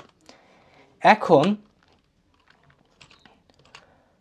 আমরা যদি একটা অবজেক্ট ক্রিয়েট করি যে মাই অ্যাকাউন্ট নামে, যেটাকে আমরা সংক্ষেপে লিখব মাই এসিসি, এবং এটার মধ্যে যদি আমরা ব্যাংক অ্যাকাউন্টকে কল করি, এবং আমরা চাচ্ছি যে আমাদের এই জিনিসটাকে আমরা একটা অ্যাট্রিবিউট আকারে না নিয়ে আমরা এইগুলো ইনপুট নেব ইউজারের কাছ থেকে সরাসরি, তার জন্য এখানে আমরা প্যারামিটার নেব আমাদের কনস্ট্রাক্টরের মধ্যে। সেটা হচ্ছে ব্যালেন্সের জন্য আমরা শুধু BAL লিখলাম, অ্যান্ড এখানে আমাদের নাম্বার, অ্যাকাউন্ট নাম্বারের জন্য জাস্ট নাম নিলাম, এবং এখানে আমরা ব্যালেন্সের বদলে মানে ভ্যালু হিসেবে BAL অর্থাৎ ব্যালেন্সের সংক্ষিপ্ত ফর্মটাকে দিলাম, আর অ্যাকাউন্ট নাম্বারের জন্য জাস্ট নাম দিলাম। ওকে, এবার আমরা এখানে সরাসরি আমাদের কনস্ট্রাক্টরের যে এগুলোকে বলা হচ্ছে আপনার, আমি মাঝে সাথে নামটা ভুলে যাই, প্যারামিটারগুলোর ভ্যালুটা বসাই দিই। তো ধরেন আমাদের ব্যালেন্স আমরা লিখছিলাম আগের বার 4000, এবার ধরেন 3000 দিয়ে দিলাম, এবং আমাদের অ্যাকাউন্ট নাম্বার, এখানে আমরা অ্যাকাউন্ট নাম্বার হিসেবে এখানে একটা স্ট্রিংকে ইউজ করতে পারি, যে আমাদের অ্যাকাউন্ট নাম্বার হচ্ছে SG অমুক তমুক, এরকম কিছু একটা। তো এখন যদি আমরা এই মাই এসিসির অর্থাৎ যে অবজেক্ট আছে তার মধ্য থেকে আমাদের যে ব্যালেন্স অ্যাট্রিবিউট আছে এর ভ্যালু দেখতে চাই, তাহলে কিন্তু আমরা দেখতে পাবো প্রিন্ট মাই এসএসসি ডট, এবার আমরা লিখবো আমাদের যে ব্যালেন্স যে অ্যাট্রিবিউটটা আছে সেটার নাম। তাহলে কিন্তু আমরা এই যে দেখতে পাচ্ছি যে আমাদের ব্যালেন্স, আমাদের ব্যাংক অ্যাকাউন্টের ব্যালেন্সে 3000 টাকা আছে। কিন্তু আমরা চাচ্ছি না যে এইভাবে বাইরে থেকে হুটহাট করে কেউ আমাদের ডাটাগুলো দেখে ফেলুক, তখন কিন্তু খুব ঝামেলা, মন খারাপ লাগবে না আপনার ব্যাংক অ্যাকাউন্টের ব্যালেন্স অন্য কেউ যেভাবে ছোট্ট ছোট্ট কমেন্টের মাধ্যমে জেনে ফেলুক? তার জন্য আমরা কি করব, আমাদের যে অ্যাকাউন্ট ব্যালেন্সটা আছে এটাকে এনক্যাপসুলেট করব। এর জন্য এটাকে আমরা বলতেছি এনক্যাপসুলেশন। এনক্যাপসুলেট করার জন্য আমাদেরকে জাস্ট যে অ্যাট্রিবিউটটা আছে তার নামের আগে 2টা আন্ডারস্কোর দিতে হবে, ব্যাস।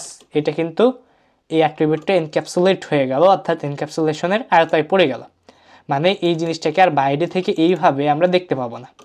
আমরা যদি রান করাই, ওকে, এখানে কিন্তু আমাদের বলতেছে bank account object has no attribute balance. আপনি এখানে বলবেন যে ভাই আপনি এখানে নাম দিয়েছেন দুইটা আন্ডারস্কোর ব্যালেন্স, আর এইখানে জাস্ট দিয়েছেন আন্ডারস্কোর দেন নাই। সো আপনাদেরকে আন্ডারস্কোর দিয়ে দেখাই দিই আমি, তাও কিন্তু আপনাকে আউটপুট এরা দেখাবে না। রান করাই, এখানে বলতেছে bank account object has no attribute balance. তো এখানে আপনি দেখতেই পাচ্ছেন যে কত ঝামেলা।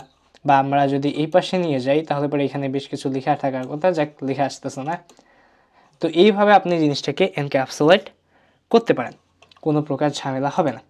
কিন্তু আপনার যখন ভিতরের লোককে, আমি বলছি যে ভিতরের লোকজন দেখতে পাবে, বাট বাইরের কোনো লোক দেখতে পাবে না। তো ভিতরের লোক কীভাবে দেখতে পাবে?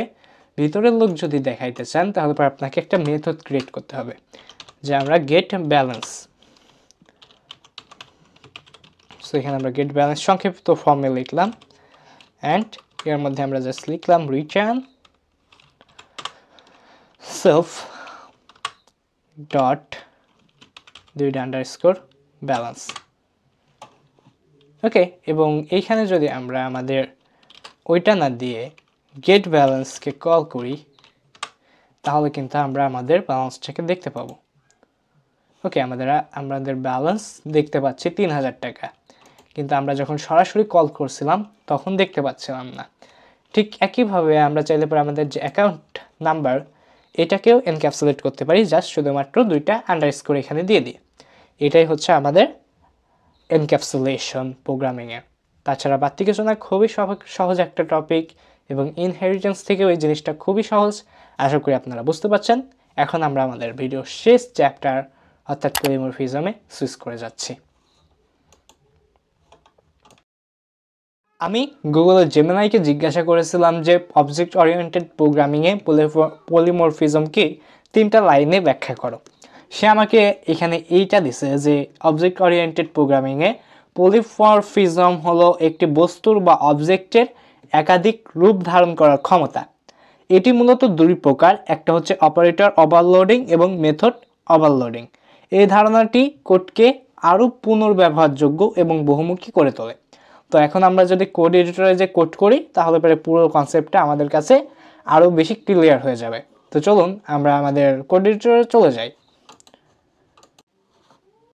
আমরা এখানে কোড এডিটরে চলে আসলাম, এবং কোড এডিটরে আমরা 3টা ক্লাস তৈরি করছি। প্রথম ক্লাসটার নাম দিছি কার, এবং তার মধ্যে আমরা কার নেম একটা অ্যাট্রিবিউট নিছি এবং এখানে কারের নাম দিয়ে দিছি। তারপর আমরা একটা মুভ নামের একটি যেটাকে বলে মেথড, সে মেথডটা দিছি, এবং মেথডের মধ্যে যা লিখছি তা আপনারা খুব সহজেই বুঝতে পারছেন, আর আলাদা করে বলার প্রয়োজন বোধ করছে না। ঠিক একইভাবে আমরা ট্র্যাক নিয়েছি, খেয়াল করে দেখুন একটু ভিডিওটা পজ করে। আবার তার নিচে একই নিয়মে আমরা এখানে আরেকটা ক্লাস নিয়েছি যার নাম নিয়েছি আমরা বাইক। এখন আমরা বলছি যে এই যে ক্লাস, ট্র্যাক, বাইক, এই সকল কিছুকে আমরা বহুমুখী ব্যবহার করব একটা অবজেক্ট তৈরি করে। সেটা কিভাবে? আমরা চলুন একটা অবজেক্ট তৈরি করি। অবজেক্ট কিন্তু যে আমরা ওই যে ধরাবান্ধা নিয়মে অবজেক্ট তৈরি করছিলাম সেভাবেই তৈরি করব, কিন্তু একটু ভিন্নতা থাকবে। তো আমরা এখানে ভেহিকেলস দিলাম, যেহেতু আমাদের কার, ট্রাক, বাইক এই সব কিছু হচ্ছে ভেহিকেল বা যানবাহন, তার জন্য দিলাম। এখানে আমরা একটা লিস্ট তৈরি করব। লিস্ট হবে হলো এই সবগুলোর একটা অবজেক্ট হবে হচ্ছে লিস্ট অবজেক্ট যেটাকে বলে। এখানে আমরা প্রথমে কারকে নিলাম, কার, অ্যান্ড এরপরে আমরা বাইক নয় ট্রাক যে কোনো কাউকে আগে কল করি। সো ট্রাককে নিলাম, অ্যান্ড দেন আমরা এখানে নিব বাইককে। ব্যাস, আমরা একটা অবজেক্টের বলছিল আমাদেরকে গুগলের জেমিনাই বলছিল হচ্ছে একটা বস্তুর বা অবজেক্টের আমরা বহুমুখী ব্যবহার করব। এখানে বলছিল পলিমরফিজম হলো একটি বস্তুর অর্থাৎ অবজেক্টের একাধিক রূপ ধারণ করার ক্ষমতা। তো আমরা সেই একাধিক রূপ কিভাবে ধারণ করে, একটা অবজেক্ট কিন্তু আমাদের একটাই ভেহিকেলস, সেটার কিন্তু আমরা একাধিক রূপ সেট করার জন্য আমরা এখানে কার, ট্রাক, বাইক এগুলো দিয়ে দিছি। এবার আমরা কি করব, এই ভেহিকেলস নামের যে লিস্টটা আছে এইটাকে একটা ফর লুপের মধ্যে নিয়ে যাব। সো আমরা এখানে লিখলাম ফর আমরা এখানে লিখব হচ্ছে ভেহিকেল, লুপ ভ্যারিয়েবলের নাম দেব ভেহিকেল, একটা এস কম দিলাম ইন ভেহিকেলস। তারপর আমরা কি করব, এক এক করে আমাদের যে লুপ ভ্যারিয়েবল, অর্থাৎ এই লুপ ভ্যারিয়েবলে কিন্তু আমাদের নতুন অবজেক্ট হয়ে যাবে, তো তাকে ডাক দিব এবং তাদের মধ্যে যত মুভ আছে, মুভ মেথড, আমাদের কার নামে যে ক্লাস আছে তার মধ্যেও মুভ আছে, ট্রাকের মধ্যেও আছে, বাইকের মধ্যেও আছে। তো মুভকে কল করে ফেলবো and see the magic while we run this. Okay, আমরা দেখতে পাচ্ছি আমাদের Wheeljack car is moving, Optimus Prime track is moving, এবং Elite 1 bike is moving. So এই হচ্ছে আমাদের পলিমরফিজম। আমরা যদি কোডটাকে আরেকটু ছোট করে দেখাইতে পারতাম ভালো হতো। তো আমি আমার নোটে চলে যাই। এই নোটটার একটা ভিজুয়াল ফর্ম কিন্তু আমি আপনাদেরকে কিভাবে ডাউনলোড করবেন সেটা দেখাই দিছি। তো এই যে কোডটা হচ্ছে আপনাদের, যদিও এক স্ক্রিনে ধরতেছে না, বাট আপনারা চাইলে পরে দেখতে পারেন। এই যে প্রথম অংশ, এখন একটা দেখে রাখতে পারেন পুরো কোড, এবং এই হচ্ছে আপনার নিচের অংশ। এছাড়াও এই কোডটা আমি আমার গিটহাবে দিয়ে দিছি, আমার গিটহাব লিঙ্কও থাকবে আমাদের ডেসক্রিপশন বক্সে কিংবা ফার্স্ট কমেন্টে, যে কোনো এক জায়গায় থাকবে। তো এখানেই কিন্তু আমরা শেষ হয়ে যায় নাই, আমাদের আরও দুইটা অংশ আছে। চলুন সেই দুইটা অংশে আমরা আস্তে আস্তে সুইচ করি। তো এইখানে আমাদের বলা আছে, আমি এই নোটটার লিঙ্ক কিন্তু আগে আপনাদের সাথে শেয়ার করছি, লিঙ্ক আপনি পেয়ে যাবেন ফার্স্ট কমেন্টে, এবং কীভাবে ডাউনলোড করবেন সেটা আমি আগেই দেখাইছি। তো আমাদের এখানে পলিমরফিজমের ধরন হিসেবে বলছে, প্রথমে হচ্ছে কম্পাইল টাইম পলিমরফিজম। এখানে লেখা হয়েছে যে কম্পাইল টাইম পলিমরফিজম তখন হয় যখন একই মেথডের বিভিন্ন ভার্সন ক্লাসে একাধিকবার ডিফাইন করা হয়, এবং আর্গুমেন্ট, অর্থাৎ আর্গুমেন্ট এখানে বলতেছে আমরা যেটাকে মূলত আপনার প্যারামিটার বলে থাকি, সেটা ভিন্ন হয়ে থাকে। এটা মেথড ওভারলোডিং ব্যবহার করা হয়, যেটার কথা আমাদেরকে, এই ওভারলোডিংয়ের কথা কিন্তু আমাদেরকে গুগলের জেমিনাইও বলছিল। তো আমরা এখানে কোডের উদাহরণটা দেখি, খুবই ছোট্ট একটা কোড, তাই আমরা কোড এডিটরে গেলাম না। এখানে একটা ক্লাস নিচ্ছে ক্যালকুলেটর, এবং তার মধ্যে একটা ফাংশন অর্থাৎ মেথড নিচ্ছে। যেহেতু ক্লাসের মধ্যে ফাংশন নিচ্ছে, সেহেতু এটাকে আমরা বলবো মেথড। মেথডের মধ্যে সেলফটা অবশ্যই দেওয়া লাগে বাধ্যতামূলক, এবং তার মধ্যে আমরা প্যারামিটার নিচ্ছি এ আর বি, এবং রিটার্ন হিসেবে এ আর বি এর যোগফলকে চাইছি। আবারও আমরা আরেকটা মেথড নিচ্ছি, যার মধ্যে আমরা এবিসি নিচ্ছি, সেই এবিসিকে আমরা যোগ করছি। এখানে যদি আমরা খেয়াল করি, এখানে ক্লক মানে সংক্ষেপে লিখছে ক্যালকুলেটর, সেখান থেকে ক্যালকুলেটরের একটা অবজেক্ট তৈরি করে এখানে জাস্ট এই ফাংশন বা যে মেথড দুইটা আছে, এই দুইটাকে এক্সিকিউট করা হয়েছে। এখানে দুইটি সংখ্যার যোগফল আর তিনটি সংখ্যার যোগফল, এর মানে হচ্ছে একই অবজেক্ট। এখানে দেখুন এই যে মেথড, এটার নামও অ্যাড, এটার নামও অ্যাড, কোনো পার্থক্য নাই। কিন্তু পার্থক্য এখানে আছে যে এই অ্যাডটা, উপরের অ্যাডটার মধ্যে দুইটা ভ্যালু দেওয়া আছে, দুইটা প্যারামিটার দেওয়া হয়েছে এ আর বি, আর নিচেরটার মধ্যে শুধু এ বি সি তিনটা দেওয়া হয়েছে, এবং রিটার্ন হিসেবে এটার সবগুলোর যোগফল আর এটা তিনটার যোগফল। সো এই ক্ষেত্রে বলা হয়েছে যে একাধিক ভার আমরা কিন্তু একই মেথডকে ডিফাইন করলাম। সুতরাং এই জিনিসটা হলো কম্পাইল টাইম পলিমরফিজম। এবং দ্বিতীয় যে পলিমরফিজমের ধরনটা আছে, সেটাকে বলা হচ্ছে run time polymorphism. Run time polymorphism ঘটে যখন একই ক্লাসের একাধিক মেথড চাইল্ড ক্লাস দ্বারা পুনরায় ডিফাইন করা হয়, যেটাকে আমরা বলি মেথড ওভাররাইডিং। এটি শুধুমাত্র ডাউনকাস্টিং বা প্যারেন্ট ক্লাস থেকে ডাকরাইল করা হয়। এখানে আমরা যদি উদাহরণ দেখি তাহলে হয়তো বুঝতে পারবো। এখানে প্রথমে উদাহরণ বলা হয়েছে এনিমাল নামে একটা ক্লাস নিচ্ছি, এবং তার মধ্যে আমরা স্পিক নামে একটা মেথড নিচ্ছি, এবং যার মধ্যে লেখা আছে এনিমাল স্পিক্স, যেমন দাগ করে হালুম হালুম, কুকুর করে ঘেউ ঘেউ, বিড়াল ম্যাও ম্যাও, এরকম কিছু একটা। এবং তারপর আমাদের ক্লাস হচ্ছে ডগ হচ্ছে এনিমাল, এখানে প্যারেন্ট ক্লাস হিসেবে নেওয়া হয়েছে, যেমনটা আমাদেরকে উপরে বলছিল। তো এনিমাল যেহেতু বলছে, এবং এখানে স্পিক দিচ্ছি, একই নাম দিচ্ছি, এটাও স্পিক এটাও স্পিক। এই স্পিকটা দেখেন ডগ, যে কুকুর, এই কুকুর আবার তার প্যারেন্ট ক্লাস হিসেবে রয়েছে আমাদের এনিমাল। এখন এনিমালের মধ্যে যেহেতু স্পিক আছেই, তাই কিন্তু আমাদেরকে স্পিক নেওয়ার কোনো প্রয়োজন ছিল না, তাও আমরা এখানে একটা মেথড নিয়েছি স্পিক। তো এইখানে প্রিন্ট ডগ বার্কস, এখানে আমরা ডগ নামে একটা এসে আই থিঙ্ক জিনিসটা কি বলতেছে, আপনার অবজেক্ট ক্রিয়েট করছে, এবং অবজেক্ট ক্রিয়েট করার পর এখানে অবজেক্টের নাম লিখে স্পিককে জানতে চাইছে। এখন আপনাদের দেখার পালা যে এখন এই এনিমাল প্যারেন্ট ক্লাসের যে স্পিক, এইটা থেকে সে আউটপুট নেয়, নাকি চাইল্ড ক্লাসের মধ্যে ইন্টিগ্রেট করা যে স্ক্রিপ্ট আছে এটা থেকে আউটপুট নেয়। তো কোডটাকে আমরা একটু কোড এডিটর রান করে আউটপুট দেখার চেষ্টা করি। তো আমরা এখানে চলে আসছি আমাদের কোড এডিটরে, এবার কোডটাকে রান করে দেখাই। ওকে, ডগ বার্কস, এখানে তার মানে প্রমাণিত হলো এটা প্যারেন্ট ক্লাসে থেকে যেহেতু একই মেথড আছে, এইখানেও স্পিক, কিন্তু লেটেস্ট আপডেটেড যে ডগ বার্কস এটাকে আউটপুট হিসেবে নিল। এটা হচ্ছে আপনার রান টাইম পলিমরফিজম। আশা করি সবাইকে আমি বোঝাতে পেরেছি। আর যারা বুঝতে পারছেন না তারা সরাসরি এইখানে যে নোটটা আমি তৈরি করছি, এটা তো ভিজুয়াল না, এটা নোশনের মধ্যে আমি নোট করে রাখছি, সেটা দেখতে পাচ্ছেন। এটার ভিজুয়াল একটা জিনিসও আমি নোট তৈরি করছি, সেটা কীভাবে ডাউনলোড করবেন আমি কিছুক্ষণ আগে দেখাইছি আপনাদেরকে। আমরা জানি যে একটা জিনিস শিখাতে গেলে পারে যখন আপনার কাছে একটা বই টাইপ কিছু না থাকে সেটা শিখতে আপনার খুব কষ্ট হবে। তো আপনাদের জন্য আপনাদের কাছে আমার একটা রিকোয়েস্ট থাকবে যে আপনারা এই যে নোটটা আছে এই নোটটা এই ভিডিওর উপর বেসিস করে এই নোটটার উপর ভিত্তি করে মূলত আজকের ভিডিওটা তৈরি করছি আমি, এবং আপনি এই নোটটা ডাউনলোড করে নিতে পারবেন। কীভাবে ডাউনলোড করবেন আমি এই ভিডিওর মধ্যেই হয়তো বা একটা অংশে দেখিয়েছি, এবং ডেসক্রিপশন কিংবা ফার্স্ট কমেন্টে এটা লিঙ্ক দেওয়া থাকবে, আপনারা চাইলে পরে ডাউনলোড করে নিতে পারেন। এবং আমি বাজে ধরে বলতে পারি এই ভিডিওতে আমি যা যা শিখেছি তার থেকেও অনেক বেশি কিছু জানতে পারবেন এই নোটটা যদি আপনি পড়েন তাহলে। তো আজকের এই ভিডিওটা মূলত এই পর্যন্তই।